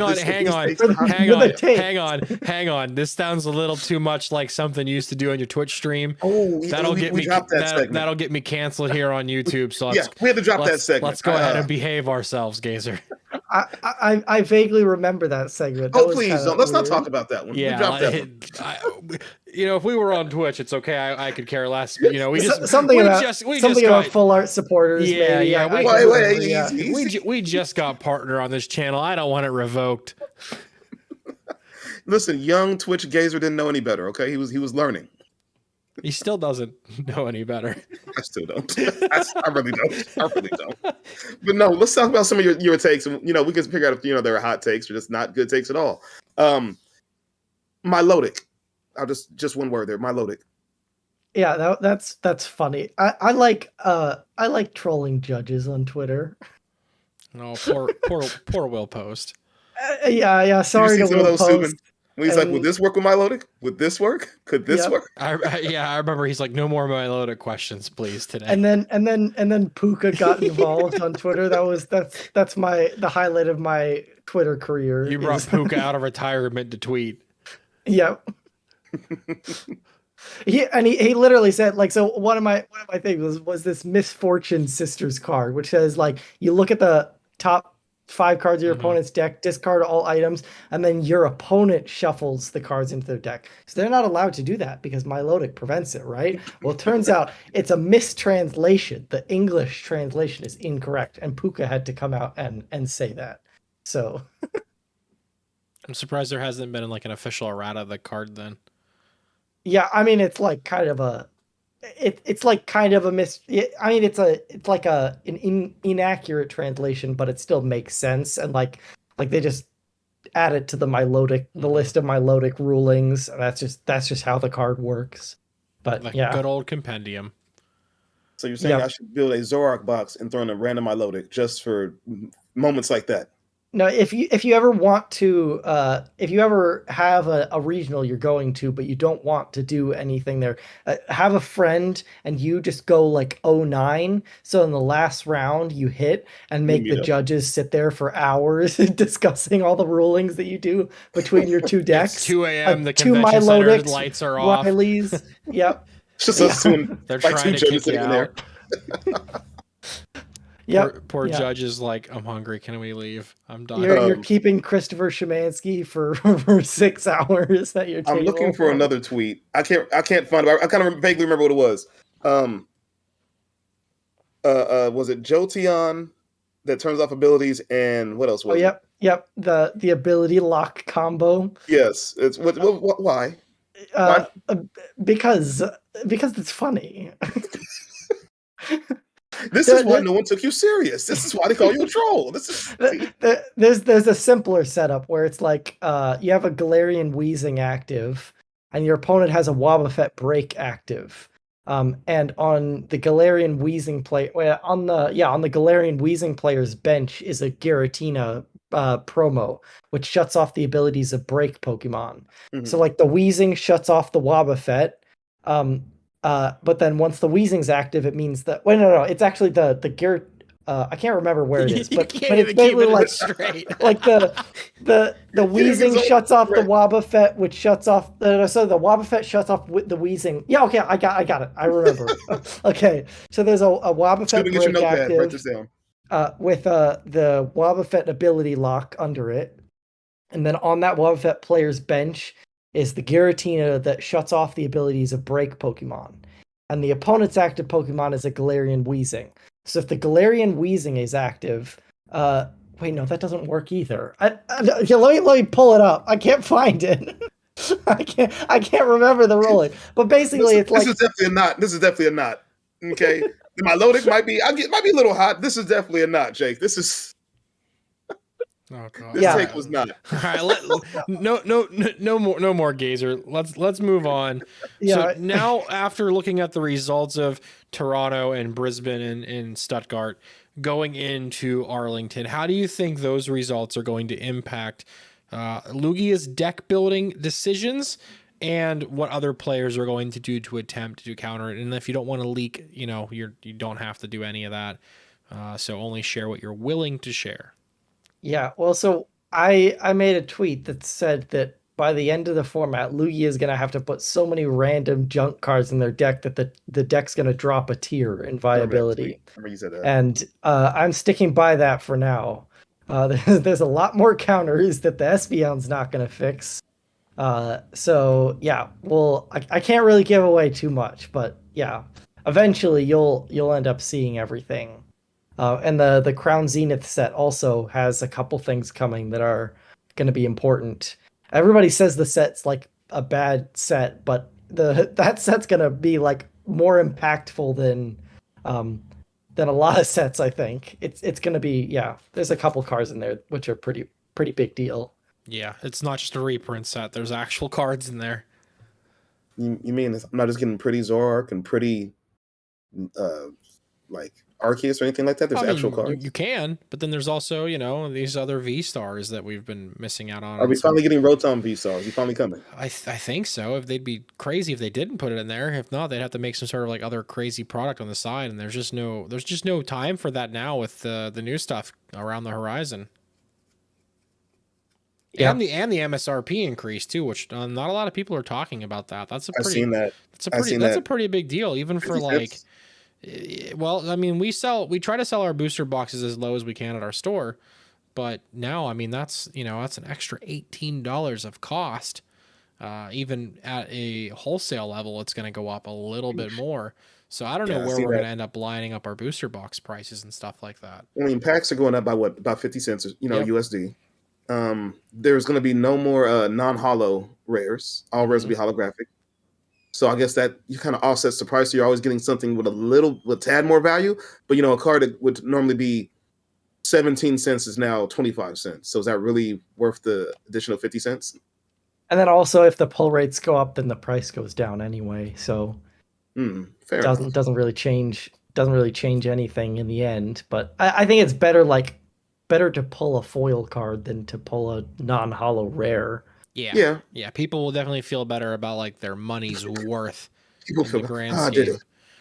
Normally, this card be worth 17 cents. Now it's worth 25. I did it. Yeah, I just realized that they're probably going to change up what the code cards look like too, because like they won't need black and white codes anymore. True. Like they'll all just be the same because they don't need no to black weigh borders, different. white borders, no white or green. It just be a code card, huh? True. Yeah. That's pretty good for like your pack won't get spoiled because you opened the pack the wrong way. Yeah, that's always the problem. Like, you know, I try to do like a pack a day for shorts, and I have to like double check every time I open different packs from like a different booster box. Like, okay, which way is the code coming today? And like, oops, all right, accidentally gave it away. So you're saying that your Busted or Boke shorts on YouTube are staged? They're rigged? No, they're not rigged. I opened the pack like on the camera. You just see me. You see me move to the side, though. No, I never said that. I never said they were rigged. But you have to be careful of not spoiling whatever's inside of it for somebody else. You know what I mean? Like, there's less excitement that way. No, you're right. You're right. It's I learned that trick from all the breaker friends we have. Shout out to Furion, ADL, Led Gengar, people like that. I'm part of the Legacy League. I don't know if you knew that, Stu. I'm kind of a big deal there. Yeah, you're totally on a Twitch team that doesn't really play the Pokemon trading card game. They just sell packs to people. That's why I'm kind of like the big, I'm kind of like the one they go to about playability. That's me. Oh yeah, totally. Yeah, I'm sure if Furion would take the time to play the game again, he'd probably whoop your butt. Funny thing is, he used to play the game. I know. Yeah, he used to play. Yeah. And then he just stopped, and then he would stream himself playing a little bit, and he streamed himself playing Pokemon Go, and then out the blue, he's like, I'm gonna start breaking cards, and now he's like one of the bigger breakers on Twitch for no apparent reason. I'm like, how, why, what caused you to do it? But no, trick I learned from them was just the way to open up the pack, make sure I don't look at the code, make sure the code's not revealed. It's a whole sleight of hand. It's like being a magician sometimes, man. Yeah, and your pulls still suck. Come on, bro. I get some good ones sometime, man. You see my Pokemon Go pools? They're good. Those were good. You staged. You staged those. I did not stage because you're like, I'm gonna open this pack. Oh wait, I can't do it with one hand or two hands. I need a third hand, and then I'm gonna cut the video, and then you come back. All right, here's my pulls. Whoa, look at that, guys! Yeah, totally. All right. So, go ahead. I always keep my boxes ever since pandemic stopped and like going back to tournaments, I've kept all of my boxes sealed because I think I'm just gonna sell them at some point. Because I got like back in the day, I would open a Flashfire booster box that I bought for $100 and it was great. And now I look at the price of a Flashfire booster box and I die inside a little bit, so I can't open boxes anymore. I look at sets. That's around the time I started playing, Jake. So around Flashfire and Furious Fist XY. Yep. That's what I mean. Really, started getting right back into. I played way back, and they said, I'm an old guy, and I stopped for years, and I got back into it around that time. And Flashfire was just like an underwhelming set. I really enjoyed Furious Fist, but Flashfire was like, this is so underwhelming. And like I would have packs of those or packs of what was after Flashfire? Was it 8? No, it wasn't Agent Origin. What was it? Furious Fist was after Flashfire. Yeah, Flashfire, Furious Fist. Flashfire, Furious Fist. Yeah, I enjoy Phantom Forces because of the Alakazam, and stuff like that. But some of those, it's just overall those sets were kind of like underwhelming. I'm like, oh man, so y'all get a pack like, oh man, I'm a pack of Alakazam? You mean Gengar? What was Alakazam was Fates Collide. That's way later. Yeah. Right, Fates Collide is pure dog poop. But Alakazam. I got 2 boxes of that set for winning the regionals. That was like the one that was. Did you open them and? I opened them up, and I got a 4/4 line of the bad Mewtwo EX and Mewtwo Mega Mewtwo. I have no idea how I pulled that. Breakthrough. That was Breakthrough. So I got 2 boxes of Breakthrough and then 1 of Fates Collide. Okay. So then that was hilarious. I opened literally not the damage swap Mewtwo, the other Mewtwo that was bad. And then I also got fighting type one or one in fighting type. Then I evolved into the fighting type Mega. It was so. I like the design as a Mega. I like the design, but no, those cards and those sets. I think we took them for granted. We opened them back then, and we're just like, oh, okay, whatever. If we just held on to those things, imagine what could be happening nowadays. We'd all be like jillionaires, wouldn't we? Yeah, so I'm holding on to all my boxes from now on. No opening packs for me anymore. Yeah, I remember. I think we've talked about it before on the pod. Is I remember when I staffed. God, I don't remember what regional it was. I staffed the regional, and they're like, here's all these evolutions packs. Just go pass them out to people. Have a good time. We can't get rid of them. Nobody wants to buy them. And I'm walking around with a case in one arm where every booster box is sliced open with a razor blade and busted open, so I can just reach in, grab a pack, and throw it at somebody. Here you go. And we were just passing them out like it was candy. And it was like, oh man, geez, this not evolutions. Yeah, and then now it's like, oh crap, evolutions. Let me get some. I still don't want it. I remember I was buying this was like pre-pandemic, like, or maybe right around a little bit before the pandemic. Like maybe that January, right before everything hit and shut down. And I would go out and buy a product, and they would throw in random evolution packs because they just want to fill a product out. So you get like what came out then. You get like Sword and Shield base, and then it's like 2 evolutions in like a promo box. I'm like, oh man, evolutions.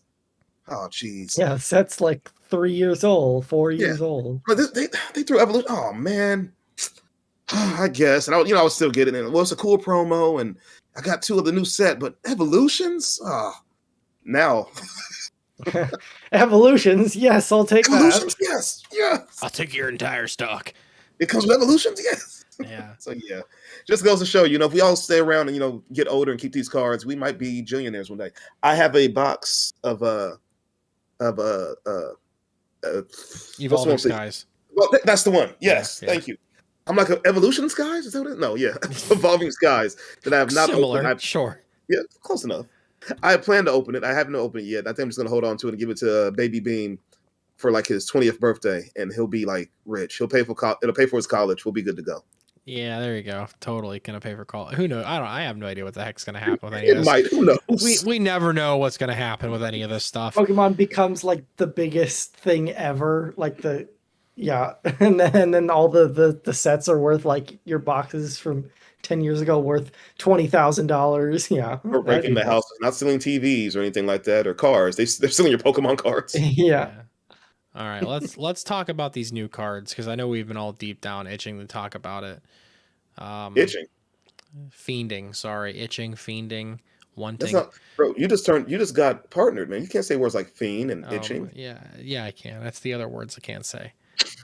Before we get into the new cards, I want to mention I found the tweet that you were talking about. Okay, there we go. The Wheezing Wobbuffet thing. Oh Lord, yeah. Jake, so this was a knot, man. Go, let's hear it. It's a knot. So your opponent has a Galarian Wheezing active. Okay.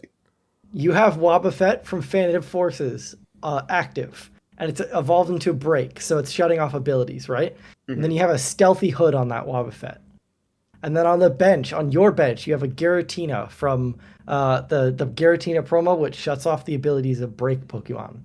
So if your opponent's Galarian Wheezing is active, then it means the Giratina is shut off, which means that the Wobbuffet turns on because of its Stealthy Hood.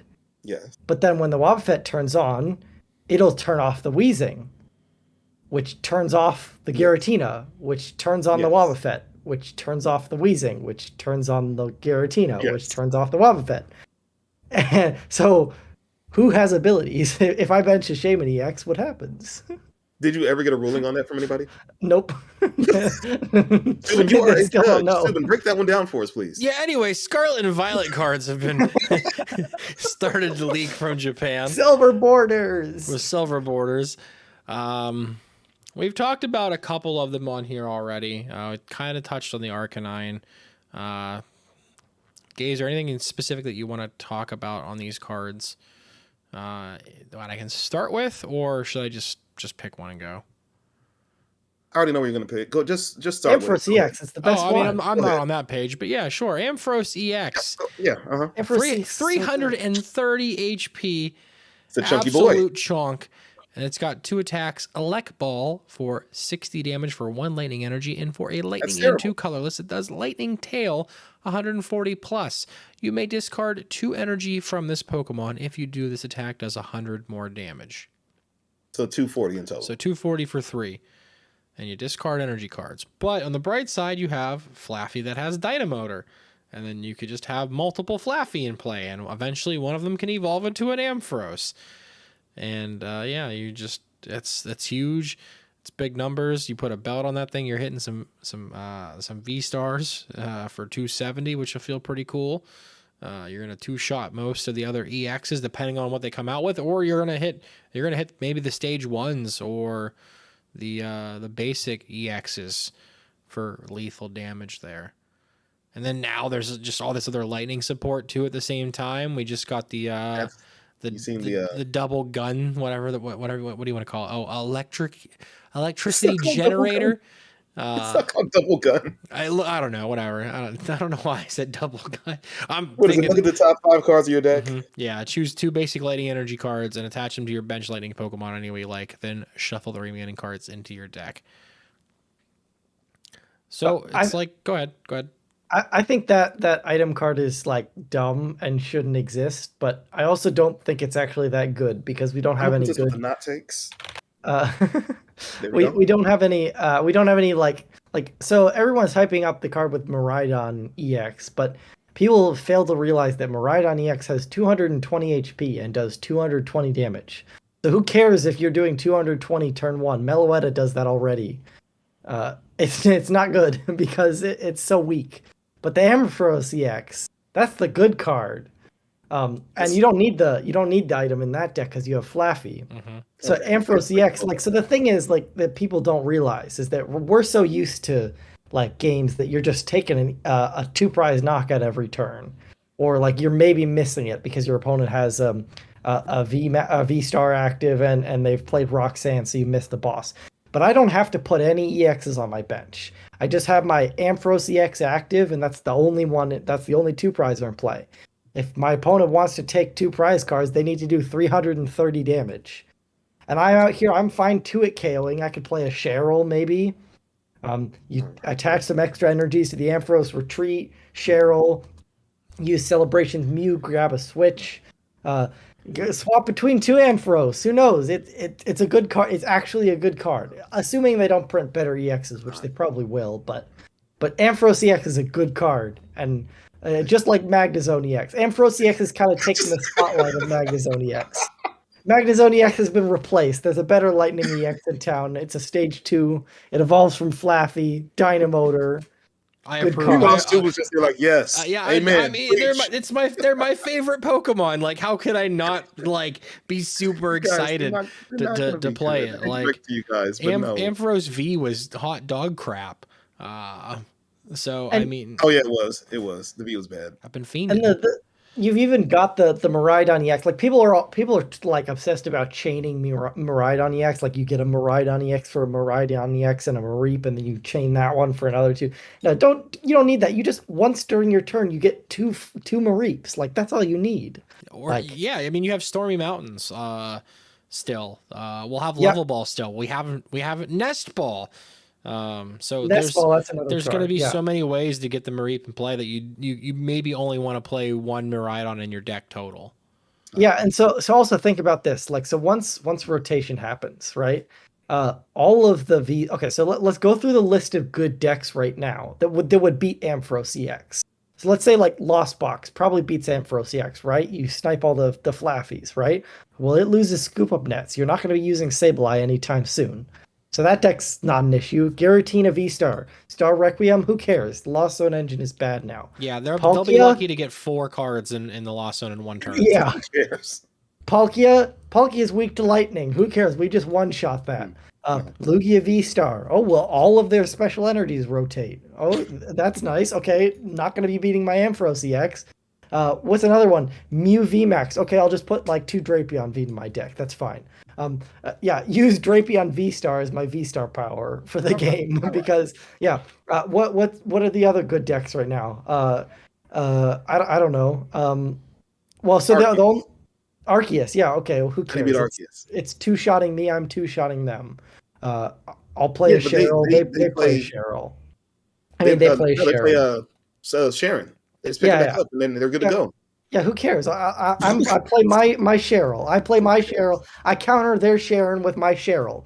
I got 330 HP. I can attack with a bunch of random one prizers too. I can use my Reggie Alecki, my does Zekrom rotate? I think Zekrom rotates. Zekrom was Vivid Voltage, I believe. Vivid. Okay. Yeah, but I got the Reggie Alecki, which does 120 and snipes for What even if like maybe Arceus is a good deck, I'll play the Galarian Zapdos or something. But who cares? I'm doing 240 damage every turn. It's fine. Wait, I just realized. Yeah. Okay, so they're a V star. So right, they have to evolve from Arceus V. That has 220 HP. I'm just gonna boss and knock out their Arceus V every time they try and use Care. Yeah, before they evolve. What are they gonna do? Boss my Flaffy before I evolve it into my Ampharos EX? Fine, that's only one prize card. So the only good V-Star left, ironically, is Zoroark V-Star, is actually the only deck that survives rotation. Like actually survives unchecked. But Zoroark V-Star has a nice 270 HP. Which is enough for you to put a choice spell. It's not even 270 because it has to be damaged. Trust me, it's got to be damaged. Your Gape Jaw Bog, you hurt yourself? Oh, cool. All right, yeah. Yeah, how are they gonna hit my 330 HP? They don't have a Howlucha, like they can't use Howlucha doesn't There's work. No Howlucha for EXs, their choice spell, that doesn't work. There is a way to do the 330. Here comes a plug for the YouTube. Go ahead, Stephen. I put Radiant Alakazam and Jinx in Hisui and Zoroark recently for the YouTube channel. So, they're hurting themselves when they bench when you have your bog down. So you could just start manipulating their side of the board with Radiant Alakazam and then, clean up that way. And I mean, Belt's not going to matter. Story Mountain at the start of my turn every turn. I mean, if available. Yeah, of course. But still, your damage might not be able to get wiped away or whatever. But there's always something, But I think you're right, though, when you say Zoroark is the last V-Star standing. Jake, I'll give you that. That argument, that part of the argument was compelling. I'll give you that. It's still not good. But that was a very good argument. It's actually good. So tell me a deck that beats my Ampharos EX deck. What beats it? Single striker Shifu. Okay, single strike, rapid striker Shifu. I've gone Cheryl Curly Engine. Single strike ways. Okay, I understand that. We'll still have the new one that's coming out, Koraidon. Yeah, what are you gonna do? One shots, boom. Yeah, but I also one shot, and we're in EX, right? Yeah, two prices. You're gonna do 220 and one shot me, but I'm gonna do 240 and one shot you. Fair enough.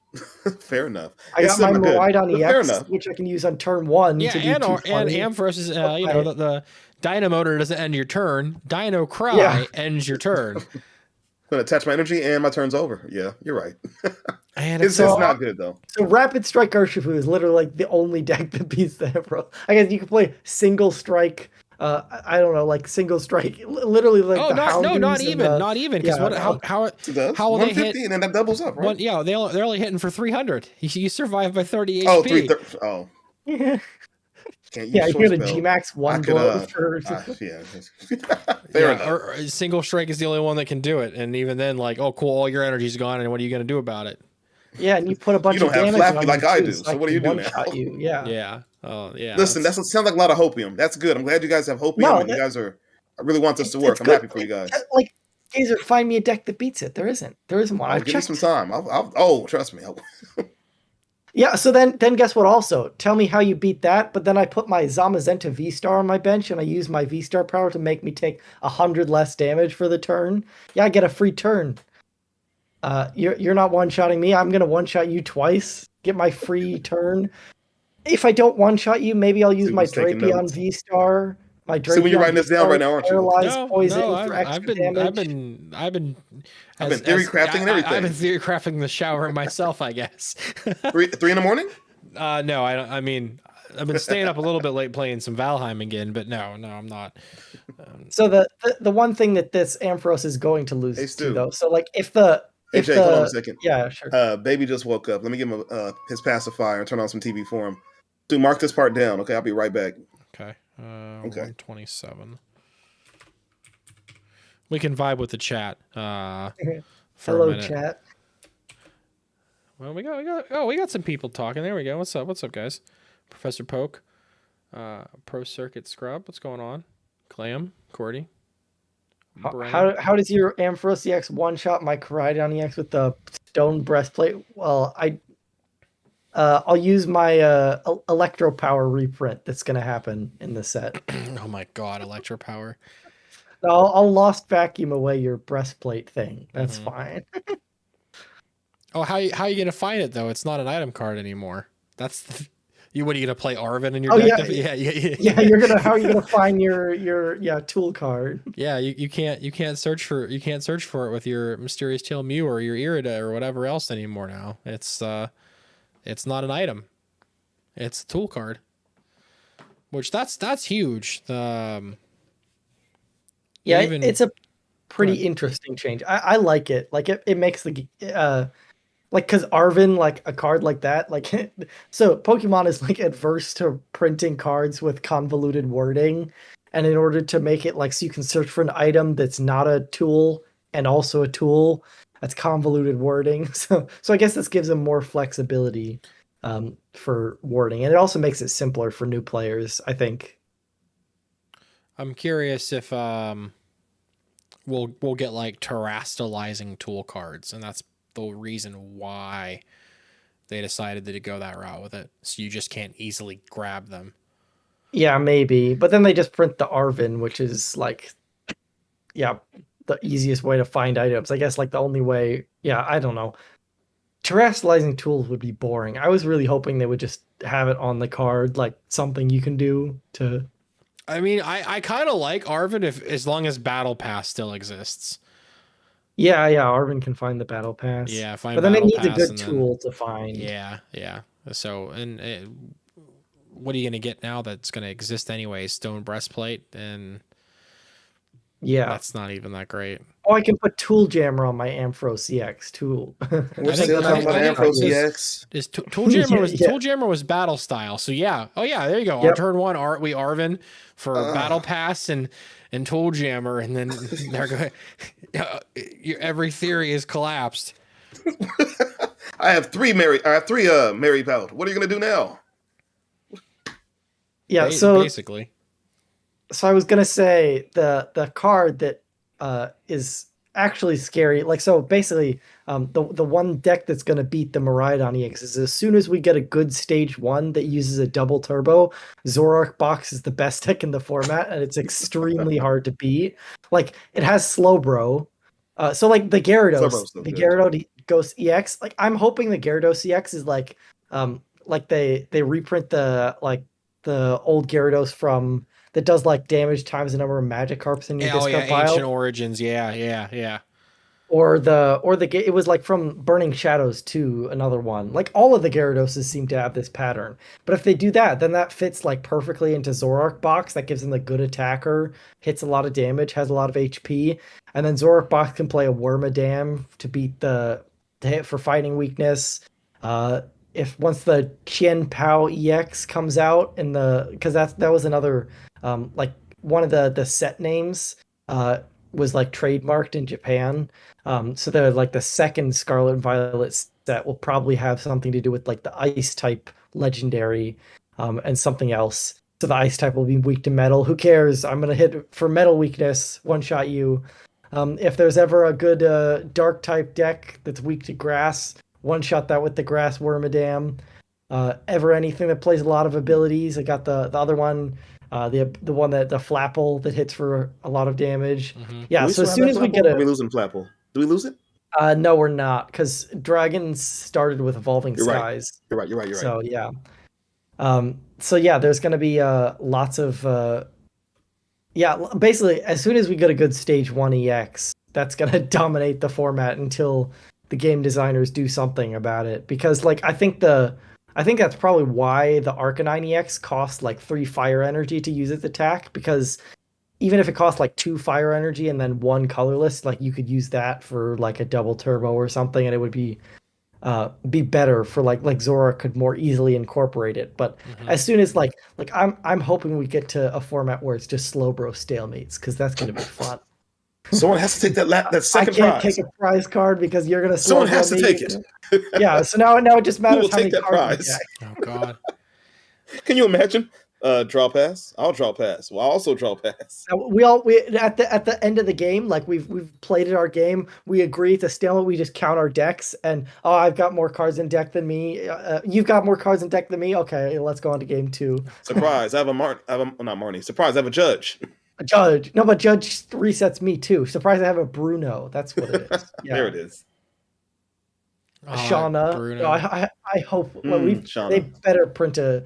So they need to print a new engine or like a better supporter, because I don't want to play research like Sycamore Shauna format again. That was I didn't mind Shauna. I played Shauna, and then when Cynthia came out, I played Cynthia, and then we lost Cynthia. But now Shauna's back, and I like the shuffle draw, because sometimes I don't want to Marnie my opponent. Sometimes I just want to draw, so I don't mind it. But Cynthia was so good. Yeah, I like it, but the problem is just research is so good. Like, they shouldn't have reprinted research. Like, so research, like, to judge the power of research. Like, imagine they printed a discard draw 6. Like, research only drew 6 cards. The card would still be good. Yes. People would play 4 of it in tons of decks. And you make it draw 7. And, like, think about the difference between Cynthia and Shauna. Like, how much more powerful Cynthia was than Shauna. Cynthia was way more powerful. And think about research compared to a discard draw 6. Like, how much more powerful is that 7th card? That one extra card is everything in those instances. And that one card, like, just, like, if research was draw 6, like, it'd be a fine card. Like it would still be played in everything. But it would give other supporters a chance. Like draw 3 would actually be, like, a decent option. Whoa, wait a minute. Back in the Ruby Sapphire era, do you know about Mary's request? Mary's request says draw 2 cards. I have one on my desk somewhere. If you don't have a stage 2 in play, you draw 1 extra card. So Mary's request was worse than draw 3 cards. If you had a stage 2 deck, you only got to draw 2 cards, but it was still played because it was a good card. Like, draw 3 was just solid. I want to go back to those times. I didn't even play back then. You want to go back to us drawing 2 cards? Yeah, I mean, like, imagine, imagine a format where you don't get punished if you, like, draw bad off of a research, because now that I like. I like that idea, but I don't want to draw 2 cards. Well, if the game's just slower, you just attack with your Pokemon. You're not trying to set up some convoluted combo. Every turn you draw 50 million cards and attach a million energies in play. No, let's just hit each other with our Pokemon, draw a couple cards each turn. You don't want to set up a convoluted combo. Aren't you the guy that ran Palkia with Articuno? Yeah, is that a whole combo within itself? No, I mean, that's not convoluted. It's not convoluted at all. not convoluted. So I want either Inteleon engine convoluted or let's just draw 3. I don't like the in between. I like Inteleon engine, and I like draw 3 cards. Yeah, this guy got all the hot takes, man. All the hot takes. But no, heading into Arlington, we touched on. No, we touched on that, huh? Yeah. We're talking about Scarlet and Violet cards now. That's right. Yeah. That's right. My bad. I didn't get your thoughts on it. What do you think is going to see the most play? I want to touch back on that real quick. I didn't get your thoughts on it. That's why I have in my notes. Yeah. What do you think is going to see the most play? I think Lugia is still going to be the number 1 deck. Okay. Lost in the Box probably picks up a bit, though. Now, I thought you would say Lugia. That's what I thought. Do you think Lugia now prepares for counters against it? I think we'll see a lot of Espeon in Lugia because it handles a lot of the counters pretty well, but doesn't handle my counters. My counters. So you don't see any switches coming through or bird keepers, anything like that? I mean, I expect some of those. Yeah, but makes sense to see it. I think Espeon will probably be the most popular one, though, just because it's good against a lot of stuff, like way more than just paralysis. But yeah, so Espeon is so Articuno's the counter, Espeon's the counter. But so if I just add the counter to my deck, then I'll beat the Espeon. Say that for Arlington, then. I want to see that. Yeah. I want to see that. But no. But yeah, I had that in my notes. I get a chance to ask that. We moved on to Scarlet and Violet, and then the baby was crying like someone had chopped off his hand when his TV was on the Lullaby channel. And he's like, well, I'm awake now. I want to watch actual TV. I'm like, son, chill. Just listen to lullabies. But he was like, no. So it is what it is. Yeah, now that you've talked about the baby again and everything, I'm just not going to edit anything out now. Because now I have to edit twice on 2 segments. So Note to future Oh student. no, Stu been doing work. Oh no, what? You have to do something? I'm so sorry, Stu. Leave it all in for the comedic relief. I'm so sorry I made you have to do actual work, Stu, but I'm sorry. No, sorry, Gaser. It's not my fault that I don't have a baby. Oh wait, it is my fault because I don't want one. Man, go get a cat, man. We can't have a cat. I know. But no, touching more on Scarlet and Violet. I know you guys are loving the idea of, Miraidon and the idea, well, not Miraidon, but the idea of Ampharos and even the idea. No, it's not. It's more. The idea of it's more than idea now. It's a full life philosophy. It's a philosophy. Ampharos and Magnezone. I get it. I understand that. Is there anything else you got that piques your interest that's been revealed to us so far? Nest Ball reprint is nice because I was like, so the Creatures Inc. in Japan, they've gotten like super close to destroying the format a couple times, and they've already done. So whose great idea was it to print a card that was Pokeball, but it always finds a Pokemon? The Capturing Aroma, like it's literally just Pokeball, but it always finds something. Like, even if it's not what you want, you find. That card is stupid. It shouldn't exist, but it's like so close to being good. And it's even like arguably good in some decks right now. Like Lugia could play it if they wanted to. Mm-hmm. Some lists in Japan do. So I'm like, I really do not want that card to be good. And also VIP Pass is a terrible card. Shouldn't exist. I didn't think it was at first, but after it's been out and we see it, it is pretty. It's pretty crazy. Yeah, it's just high rolly. Like so I said it's high rolly. If you miss and that's it for the game, fine. But it's if you hit it, it puts you so much of an advantage. It's crazy. Yeah, exactly. Like any card where like if you hit it, you get a huge advantage, and if you miss it, you get a huge you're the downside of VIP Pass is that it's a dead card for the rest of the game. It's a very big downside. So the positive is that your board state is fantastic, and the negative is that your deck is full of junk for the rest of the game. So it's a really bad card that exists, but like it's a powerful card, but it's I don't like that type of card design. So you're saying these cards that have very few drawbacks, or drawbacks that aren't like just detrimental to the whole game, to your whole match. You don't like those? Yeah, just like the like if you. It should not be easy. Like a card shouldn't exist that it has like a super, like if you find the card, you win the game. If you don't find it, you lose the game. Like that kind of thing. Like VIP Pass is not that extreme, but it's closer to that end than a card that's just like nice to have. A Nest Ball is kind of like that, where it's just a card that's nice to have, makes your deck a little bit more consistent, helps you find things throughout the game, but it's not a dead card after turn one. It doesn't, like if you find like 2 Nest Balls, you don't instantly, like in your opening hand, you find two Nest Balls, you don't instantly win the game because your setup is fantastic. You must not like Cramomatic then, do you? Cramomatic. Actually, Cramomatic, I like Cramomatic better than VIP Pass. What? Super, get this guy, man. I don't like Cramomatic. Get him what? Like, we send him my bulk?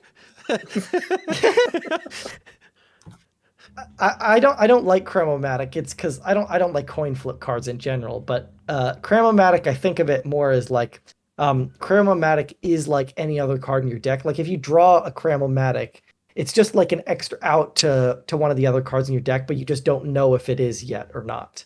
So like if you have like 4 cards in your deck, which are like a card that you want. And then let's say you have like 2 cards that you want, and I'm thinking about the math. Okay, let's say you have 1 card that you want in your deck, and then you have 2 Cramomatics. Like on average, you have 2 outs in deck, right, to the card that you want, because you have, like, on average, one of the Cramomatics is like you have a 50-50 shot at hitting the Cramomatic. And your 1 card is a direct out. So then compare that to you just having 2 of the regular card. So like the way I think about it is like comparing Cramomatics to just extra outs of things you already have in your deck. So like when you're drawing cards, like if you draw a Cramomatic, it's just like having a 50% chance that you drew the other card. And see, look, here's where I disagree. It's not that if Cramomatic just said, hey, go get an item. Yeah. Hey, go get a trainer. Even a trainer, even. I can live with that. But when it says get any card, it's not just out to having a second card, having a second DTE or having a second whatever other Pokemon or something like that. It's out to having anything, which is what why I dislike it so much. Yeah, I mean, I don't like the card. I'm not going to defend Crayomatic. It's just compared to VIP Pass, like, yeah, I hate VIP Pass so much. It's just more acceptable later on in the game state to have access like, to. Yeah, I if I had it my way, like I like cards like Great Ball, where Great Ball it's like a random effect, but you're in control. Like the player is in control. Like if you have a deck with a lot of Pokemon, then your Great Ball's more likely to hit. If you have a board state where you've got a lot of Pokemon in deck, then the Great Ball's more likely to hit. Like a Crayomatic is always 50-50, no matter what you do. It's a 50-50.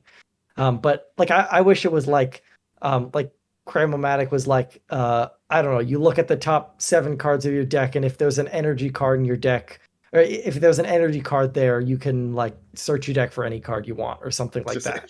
like I don't know, just something that's controllable, like so that there's a reason, like your deck building will change. Yeah, you kind of have to build around. I understand what you're saying. You kind of have to build around the concept of that card. I get what you're saying. Yeah, like maybe if like Pokemon Catcher, like instead of a coin flip, it was like look at the top like 5 cards of your deck, and if you find a supporter card there, then you're allowed to switch your opponent's active with one of their bench. It's not the effect doesn't make much sense, but it's like better from a game design perspective. Like Max Elixir, if you have like 20 energy cards in your deck, you're probably gonna have a better shot at hitting it versus like, oh, I play 5, you're not gonna hit it then.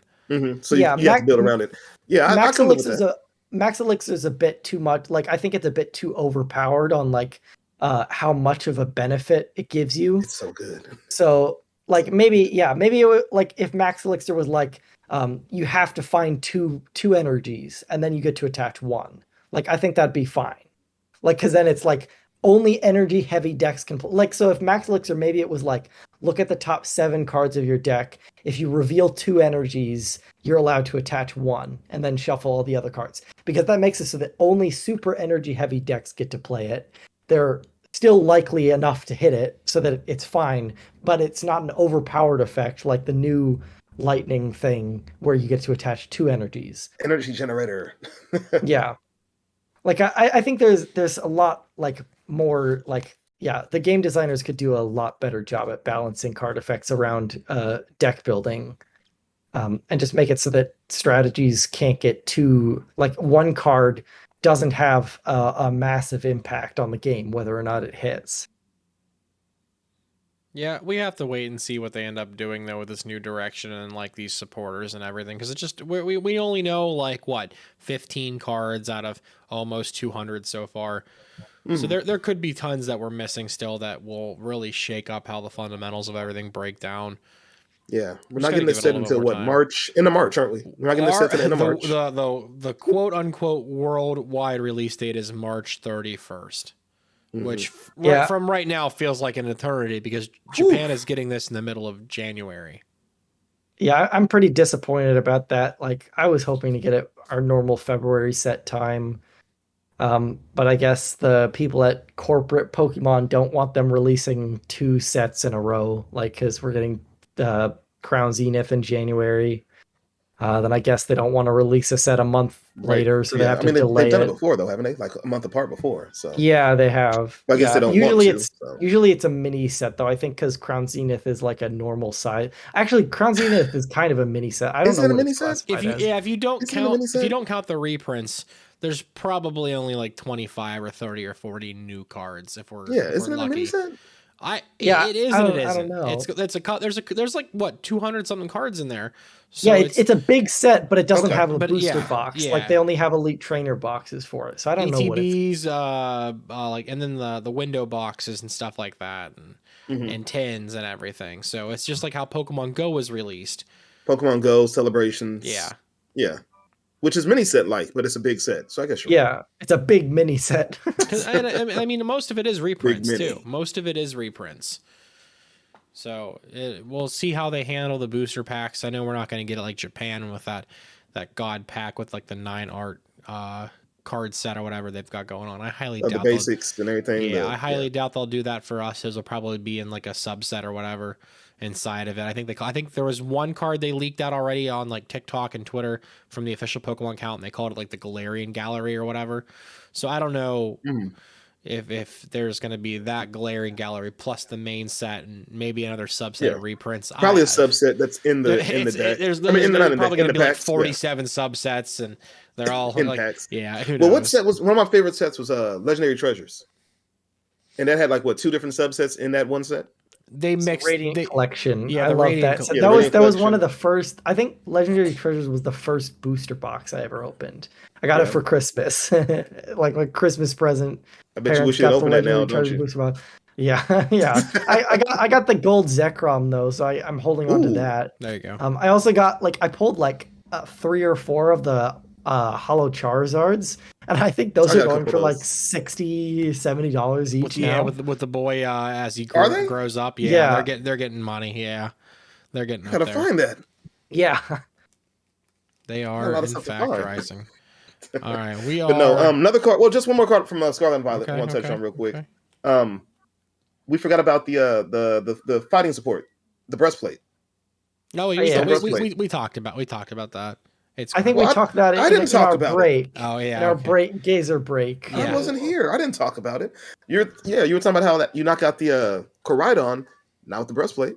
Yeah, well, we put a tool jammer on our Ampharos EX, and then the breastplate doesn't work. Oh, you guys did this Ampharos. Oh my gosh. But yeah, the cards we got revealed are they're going to be interesting. I feel like Nest Ball's huge. I thought the egg incubator from Pokemon Go would see a lot of play because it was basically Nest Ball, and if you miss it, it goes right back to your deck, which is cool. But it sees no play at all.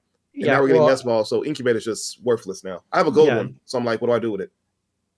Gold incubator. Yeah, what do I do with that now? Put it in a binder and look at it every once in a while and reminisce of the times. Isn't incubator just like strictly worse than capturing aroma? I mean, I guess no, capturing aroma. Okay, yeah, but no, it's still a bad card though. Yeah, I thought it'd be good because I could put this in a Reggie deck. If I hit a basic, cool. If not, it goes right back to the bottom. I could play it another time, but it sees no play. Yeah, you'd rather just hit the card than not hit the card. Mm-hmm. But yeah, we're getting Nest Ball back. We're also you're gonna love this, Jay. Crushing Hammer's coming back. I know you're happy about that. Yeah. I mean, I won a regionals with Crushing Hammer, so I can't complain too much. But I don't like the card. They should do that's another thing where like control decks should they should have an energy disruption card, but maybe Crushing Hammer's like you can only use it when you're behind on prize cards and you have to discard 2 cards from your hand in order to play it or something like that. I'd say one of those, not both of those. Either you have to discard 2 cards or you have to be behind on prize, something like that. Just reprint at this point. Just reprint energy removal. You have to get rid of one of your own energy to get rid of one of theirs. Wasn't that super energy removal? That's super, right? Maybe they could do it, where you discard one of your own energies in order to discard one of theirs. But that still would be pretty good. I can live with that. That's fine. But then Lugia would play 4, and then they just discard. Imagine. Okay, so maybe that idea doesn't work. And then Creatures decides to reprint special charge, and then no. Yes, Lugia. Your time is now. Well, even though you're losing all your special energies from the rotation, but yeah. Yeah, who knows what they'll do? We still have so much to see. We gotta get some type of rainbow type of energy, don't we? I'm sure we'll get if they keep showing. Please no. I mean, I don't want it to happen, but I'm sure we're gonna get it to happen. I think so. So Creatures Inc. they have a philosophy that every year, especially on new generation years, they destroy their old mechanic. Their old mechanic has to die. So I doubt they'll reprint a new special energy just because they do not want Lugia to be good anymore. They want their new EXs to take over, and they always do. They do. That's right. But I mean, sometime down the line we will, because I mean we've seen the Benchberry come back. Yeah. We've seen a form of the Dene come back with Crobat. So somewhere down the line, maybe another couple sets we'll get something and. Then Lugia will be good again, I guess, really good again. But we can't go a whole format without some type of rainbow type of energy. I think we can. We did with the Sun and Moon era. Did we have? No, we had rainbow energy then. Mm-hmm. Yeah, we had rainbow. Yeah, the last time we had a format without a rainbow was I don't remember. Was it XY? No, XY had rainbow in its base set. Black and white had prism energy in next Black and Destinies. white didn't. That was a year. Black and white didn't have rainbow, but Heart Gold Soul Silver did, and it carried in halfway through the black and white block. And what about Diamond and Pearl era? Did that have a rainbow? I did not play during Diamond and Pearl, so like my knowledge is lacking there for sure. Yeah. I think you have like the Holon energy system and all that kind of stuff. That was Ruby Sapphire era. Okay, Diamond and Pearl era did Diamond and Pearl era got it with Platinum.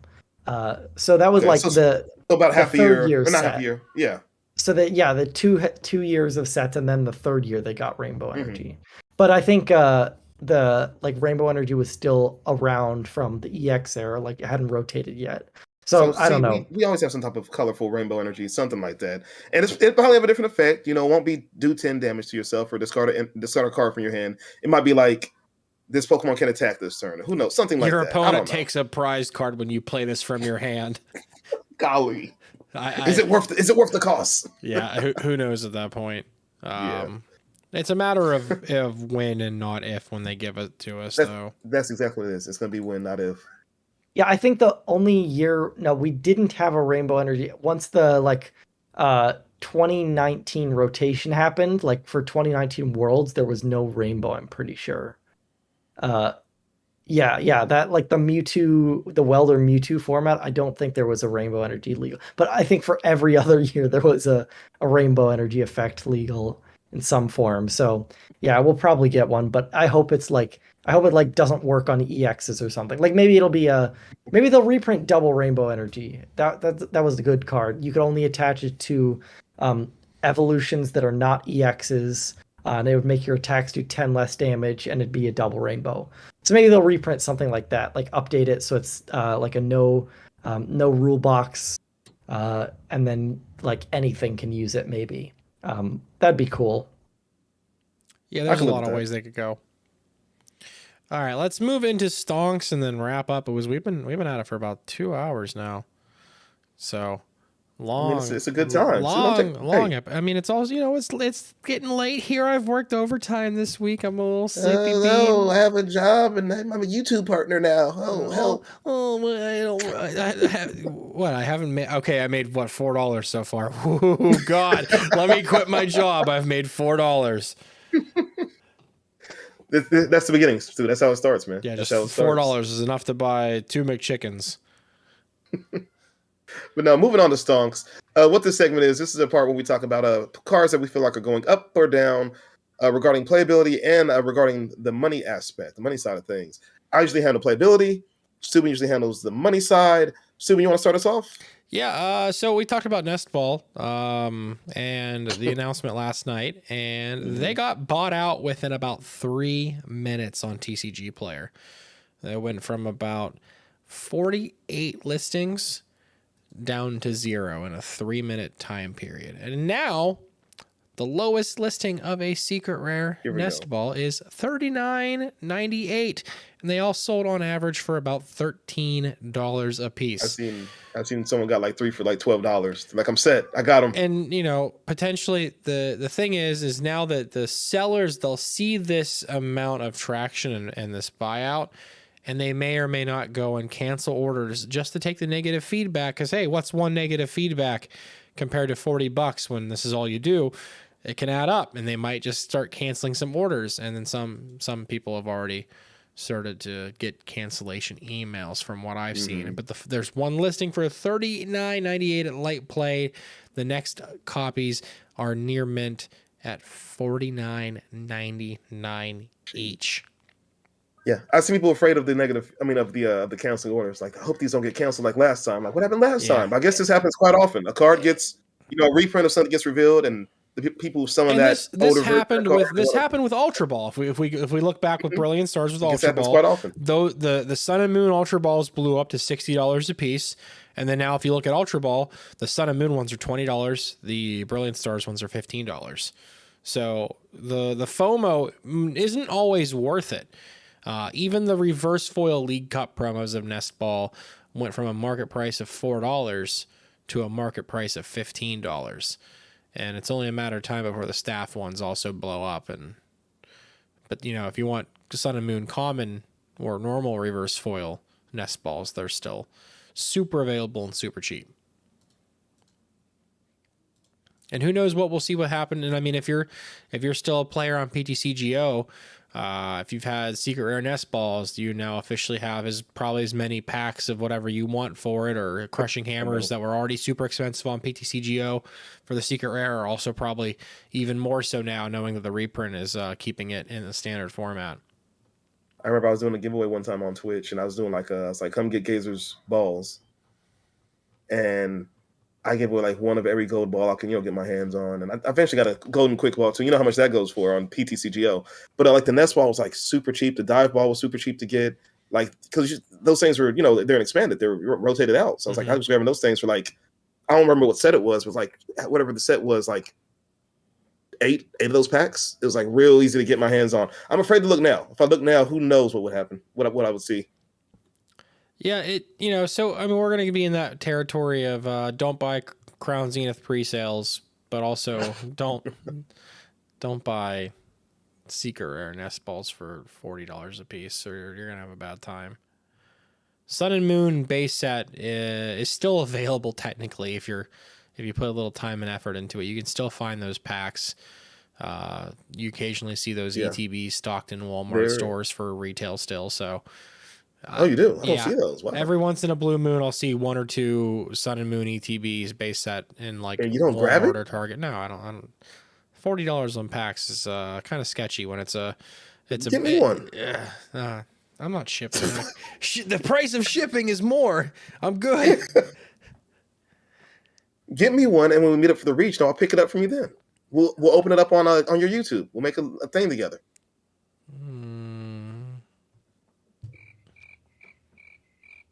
Really?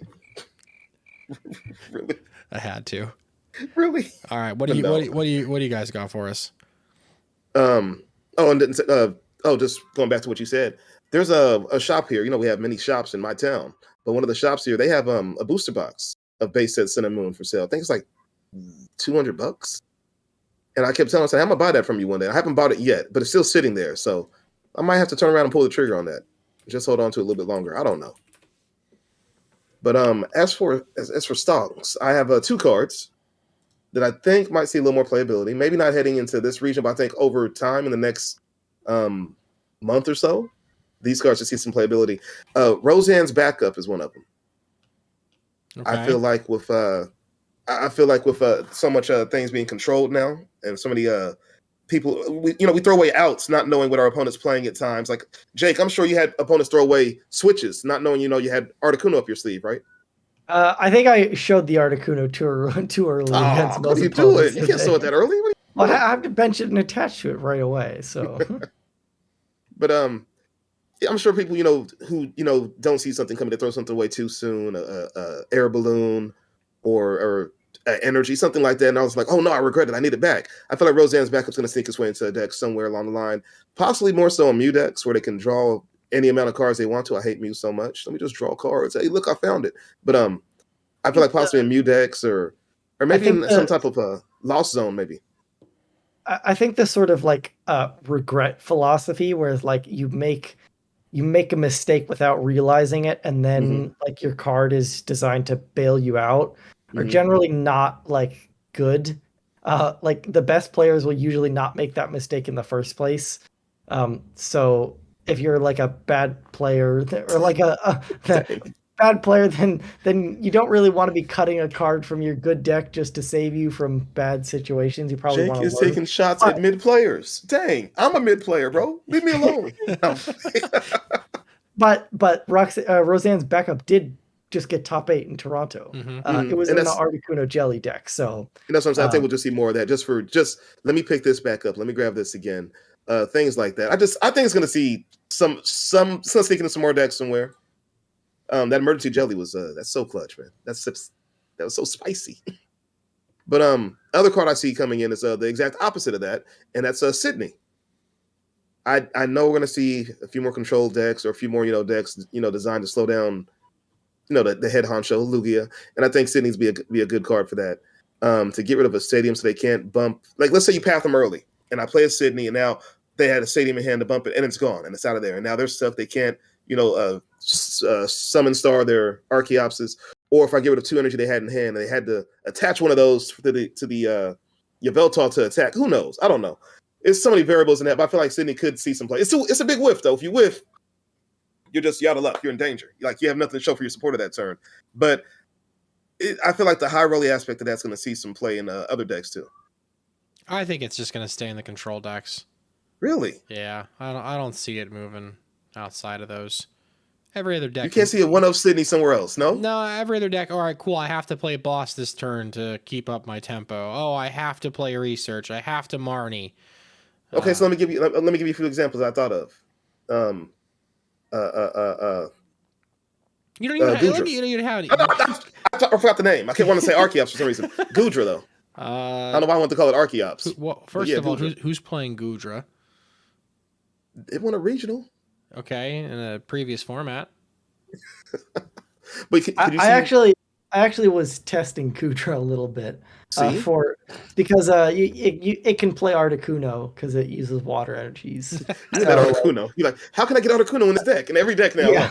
How do I get Articuno in here? Articuno. I was playing it with Radiant Alakazam, so you could do like hit with the or like Zigzagoons or whatever. So you hit like a Lugia for 70, paralyze, and then you can transition into a Gudra and like fix the math, and then your Gudra will survive if you put a Parasol on it. But ended up the idea is to like Palkia is just a better attacker. Yeah. You're right. But no, I feel like something like Gudra, so where I can take a turn, not having to worry about bossing something up or researching. I could Sydney and delay them a little bit more while I take a hit. No. Yeah, I mean, I don't like Gudra anymore. I really don't think it's got the right moment. Maybe in the future, who knows? But I don't. If I'm gonna play Gudra, I'm not gonna put Sydney in my deck. Fair enough. We'll see what pops up in Arlington. Jake, do you have anything on your mind that you think's going to see some more playability or something we should invest in right now? I'm not sure. Flaffies. Get your Flaffies and get your Mareeps for March. Oh my gosh. Which Mareep? Should we get the golden Mareep or should we get the character rare Mareep? We're waiting for Mareep. You get the character rare Mareep. We're waiting for the Crown Zenith Mareep. Yeah. Oh boy. Yeah, that, and then you get the Flaffies for the character rare Flaffy and the Crown Zenith Mareep. Yeah, the full art. Yeah, you're just gonna play 4/4 full art Mareep, Flaffy, and then you get your full art Ampharos EXs when they come out. Yeah. Not the gold one, but the full art one. Yeah. Yeah. Okay. No, gold is bad. No. I like my pre-release Flaffies, but they're not gonna match everything else now, so I might have to just go for the gold at that point, though. No, you can get because they're lightning types, so it's fine that they have yellow borders. The lightning types are allowed to have yellow borders. But and my energies have Ampharos on them already. It's a sign. Oh, you got the It's a sign. I have the deck is good. Like 15 of the. You're gonna hit Gyarados. Thanks for flexing right there, Stu. Appreciate the flex. You have to.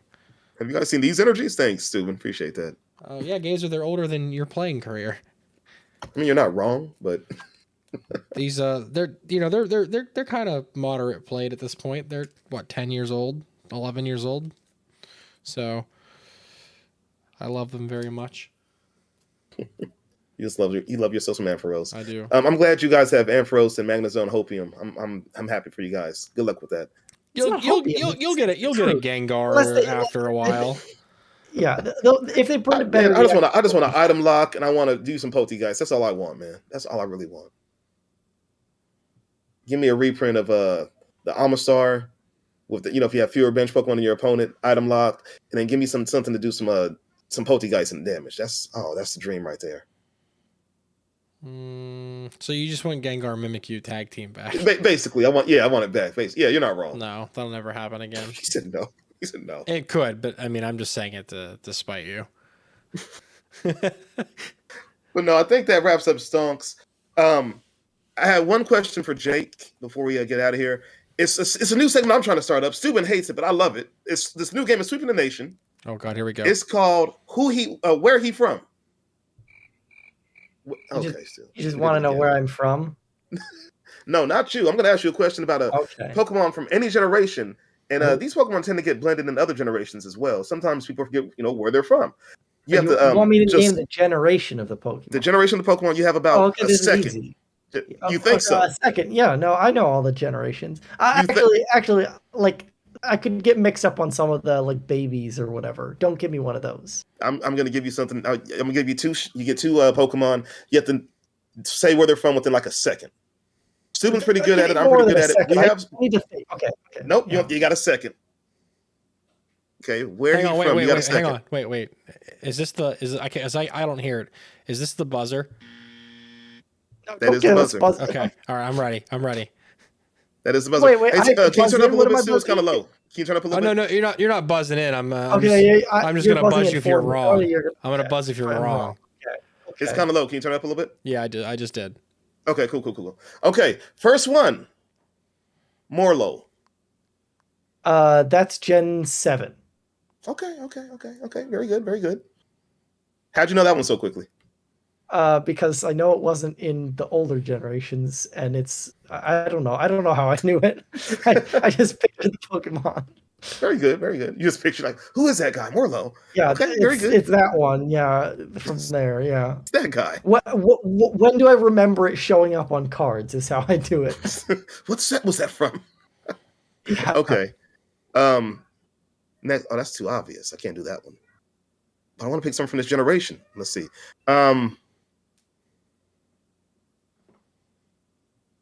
Okay. Next one. Azurill. Gen 2? No, it's a baby. It's a baby. It's either Gen 4. No, it's probably Gen. No, it's Gen 3. It's Gen. Too late. Buzz them.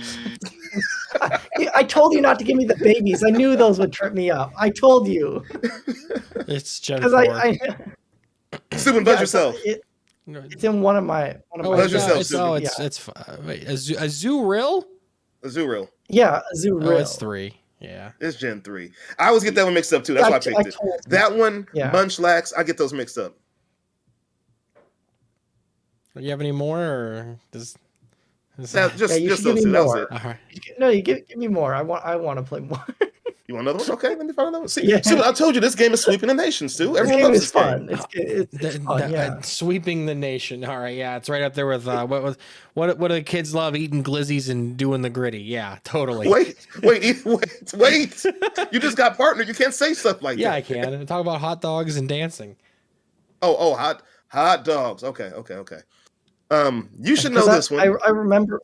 Just on the Azurill thing, because I remember like there's a thing back when Meryl was coming out. Everyone called it Pika Blue. Oh yeah, because the Pika Blue rumors. I remember that. Yeah, never know when the babies come out though. Yeah.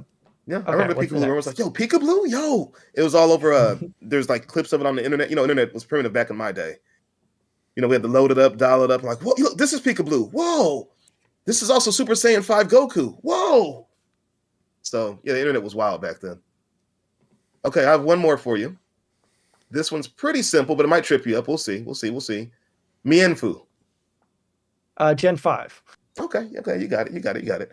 I usually get that mixed up, too. I'm like, is that Gen 4? But it's Gen 5. You're right. Yeah, no, I got that one. But that was a new game that we're coming out with, Sweeping the Nation. Everyone loves it. The chat is going wild for it. We're doing this live, by the way. Yeah, that's a new game called Where He From. Yeah, the patent is pending and the grammar is broken. I apologize. Where He From. Okay. But no, Jake, thank you for joining us, man. This was a fun time, man. Yeah, I had a lot of fun as well. Yeah, we're not your typical Pokemon podcast. We're not your grandfather's podcast. That doesn't make any sense. We are pretty chill. I went on the Lake of Rage one with Mello, and that was fun as well. But it was less conversational. I think maybe you guys are chill and no, not to say Mello is. You've heard chill, it here. Kevin's not chill. You've heard it here first. You heard it here first, folks. He is, but it's a different vibe, you know. Yeah. No, I listen to that podcast. I listen to the podcast. We're friends with Mello. Mello used to hate me. I don't think he hates me anymore, does he, Steuben? I still think he hates you. Oh. Does he? Okay, guys. Here's how we know. Does he follow your channel on Twitch?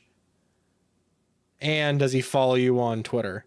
He follows me on Twitter. Okay. Twitch, I'm not sure. All right. Well, then who knows? It's 50-50. It's in the air. It's up in the air. We don't know. But no, we've been trying to collab with the Lake of Rage, but to get all those, we're trying to get, most of the Lake of Rage, co-hosts in one podcast. To get them all in one place is like tricky. But yeah, Melo's a good friend of ours. I listen to that podcast. You did a really good job on there, man. I'm happy that you're starting to get recognition because you are a good player. After I saw you top in NAIC, I was like, okay, Jake he could play. Okay, he could play. And then I didn't think you could play. I didn't know. I thought you were just the internet troll guy. But yeah, I was beating you in all of those deck down tournaments. Oh God, no! You brought those up. No, I remember. Deck down. Those were so fun. I remember the good old deck downs, man. The 5-minute deck downs. Oh man, those were fun. Yeah. Why are we gotta talk about those? Those are the best. I had I lost you like twice, and I beat you like 7 times. I think. It wasn't 7 times. It was like the record's like 3-2, like 3-2 or something like that. No. We played a bunch. I would always redeem. There was one time where you just demolished me. I'm like, wow, I played this. This is terrible. I'm like, my deck's not doing anything. This is horrible. But yeah, I beat Zach Lesage in once too. Beat him pretty soundly. Cool. But yeah, those things were fun. You got me with that Bisharp deck once. I remember that. I made a YouTube video out of that. I remember that. Yeah, you did. Subin's mad right now. Subin, get over it. It was Metagross versus Bisharp, and my Metagross deck was built really well, but your deck was dumb, and you got I don't remember. I remember you won anyway. It's Gazer. He got lucky. Really. but no, Jake, I'm glad you're getting recognition, man. You're on your way up, man. So without further ado, we're gonna let the floor be yours, man. Leave any links, any plugs, anyone you want to shout out, anything you want to say, man. You can just follow me on Twitter. Search my name, Jake Gearheart. You can use pokegear.app, my deck building website. It's a website, not an app. People get that confused sometimes. But I think that's all. And I guess if you see me in like Arlington or wherever, don't hesitate to stop by and say hi. I always don't say hi. Like, sheesh. No, leave me the heck alone. I don't want to talk to you. Leave me alone. There's so many people who come up to me and like say they know me on Twitter, and it's hilarious. Like I'm sitting next to people like actual good players, and then they come up to they show up like Caleb Rogerson was sitting next to me in a round, like he's won an international championships, just got top 8 like a couple weeks. No, they come up to me, they know me from Twitter, but I guess now they know me from stream and stuff, so that's cool. So yeah, I know you from Articuno. Oh, you were that guy on the Gust podcast, which no one's ever gonna say. No, but the link to your Twitter and PokeGear are already in the YouTube description, but they'll of course be in the Anchor, Spotify, Apple, Google, Amazon podcasts platforms. It'll all be there. But yeah, thanks for joining us and being flexible with the schedule. And I always enjoy the long episodes because it's just like we can have a good time about Pokemon and also just in general goofing off and punking on Gazer. It's the best part. Come on, bro. Why we gotta do all that? Doesn't my chat do it enough on my streams, man? We gotta do it. We gotta do it on YouTube now too. So, but no. Another thing, Suman, congrats on hitting that YouTube partnership, man. Thank you. You were grinding for it for a while. I remember when you and I, everyone knows this. Subin and I, we have a love-hate relationship. We talk. The things we say in DMs each other can be borderline offensive, and oh my gosh, are those quotation marks? Yeah, around the love part. I don't love you. Wow. But no, I remember when you were thinking about hanging it up, throwing in the towel. You're like, hey, you hadn't made it to 1,000 subscribers yet. You're thinking about hanging it up, and then you got to 1,000 subscribers. You're like, hey, there's still no growth or no progress. You thought about hanging it up again, and it's almost like I had to talk you off the ledge a couple times. No, and you didn't do any of those things. I didn't. Okay. No, I could have sworn. No, I was there for you. No. You live in California. Whatever. You live in California. You're gonna fall off into the ocean one of these days, and you're gonna be like, man, I wish I was smart like Steuben and lived in the Mid-East or the Midwest. You're gonna be on watch out, fire. Tornado season's coming around. Here we go. Now fire is true. That's true. The fire is okay. You're right there. We're always on fire for like no apparent reason. You're gonna be underwater and on fire at the same time. Only in California, no. Yeah. But while no, Stu, man, out. At least we have In-N-Out taking a bite of the burger. But no, so I'm happy you finally made it, man. Thanks, and man. It's well deserved. It's been a grind. Big thanks to everybody. Shout out to MWDC for editing the videos and everything. Well, yeah, I've been doing more of the editing now recently. Thank you. That's right, because he's got he's working those overtime hours. He's been killing it though with the thumbnails. So those are S tier thumbnails. Yeah, shout out to Mike, man. Shout out to what you've been doing. I'm happy for you, bro. Congrats. Thank you. I'm excited to see where it leads next. We're close to 2K subs now, so yeah. Well, I mean, you already got a couple super cheers from our boy X10 Grim. Yeah. Shout out to X. Yeah, first super chat and super sticker. So I'm excited to see those come through eventually when we do a normal gaming stream on here. So I'm pumped for that. I'll try and get one this week. Keep grinding on the YouTube, man. You do your thing. I'm always going to support you and have you back, bro. I appreciate it. And Jake, you have a YouTube too, don't you, Jake? Not really. I upload music to my on YouTube sometimes, but not Pokemon related stuff. There you go, everybody. Go subscribe to Jake's channel. Listen to his music. It might be time to start that too, Jake. Might have to make a second channel, but no. But Jake, man. Oh, I'll see you in San Diego, right? Yes, yeah, I should be there. Hey, and yes, good luck in Arlington. We'll be cheering you on from the digital sidelines. Go, Jake, go. Thank you. Bring the spice. But you know he will. That'll do it for us, I guess. So yeah. Any final thoughts, Gazer? I watched your video about Zoroark V-Star. Help me make it good again, please, man. Help me. I think I miss it so much. I think it's a fun way to play it, but it's not amazing by any means. So I know. Help me. I miss it so much. It was the only deck I was like my group chat that I talked to, my local chat. They're like, peak Gazer was like Zoroark Gazer, and even that Gazer wasn't spectacular. That was the best Gazer we're ever gonna see, and I took that to heart, and I felt that, and I cried, and I was sad about that. Well, you'll get your alt arts from Crown Zenith, and then you'll dust it off again, but it's still not good. I mean, it'll eventually be better. It'll like Jake was saying, it's going to be the best V-Star last standing. I got to wait till Lugia falls off. Yeah. Because everything that Zoroark does, Lugia just does better. Well, until all the energies rotate. Yeah, that's not the way till Lugia gets bad with losing energy. So I have to wait. Maybe you're right. The best V-Stars a year from now are going to be Zamazenta V-Star and Drapion V-Star, because they're just the support V-Stars. Like, they give you beneficial V-Star powers for the EXs, which are going to power creep everything else out. I played Drapion in my Vikavolt deck. It comes in so clutch. Mm-hmm. You paralyze poison for a turn, item lock them. It's so clutch. Oh, man. All right. We are out of here. Subin, appreciate you. Subin, anything you want to leave us with? No, much love, everybody. Thanks again, Jake, for being here. Gazer, thanks for being. Jake, thank you. Appreciate you. Gazer, what did that little kid call you? Fart face. Fart face. Yeah, thanks for being a fart face, Gazer. Fart face, always fart face. That was 2 years ago, but still fart face. Yeah. All right, that'll do it. See you, everybody. We're out, y'all. Bye. Peace.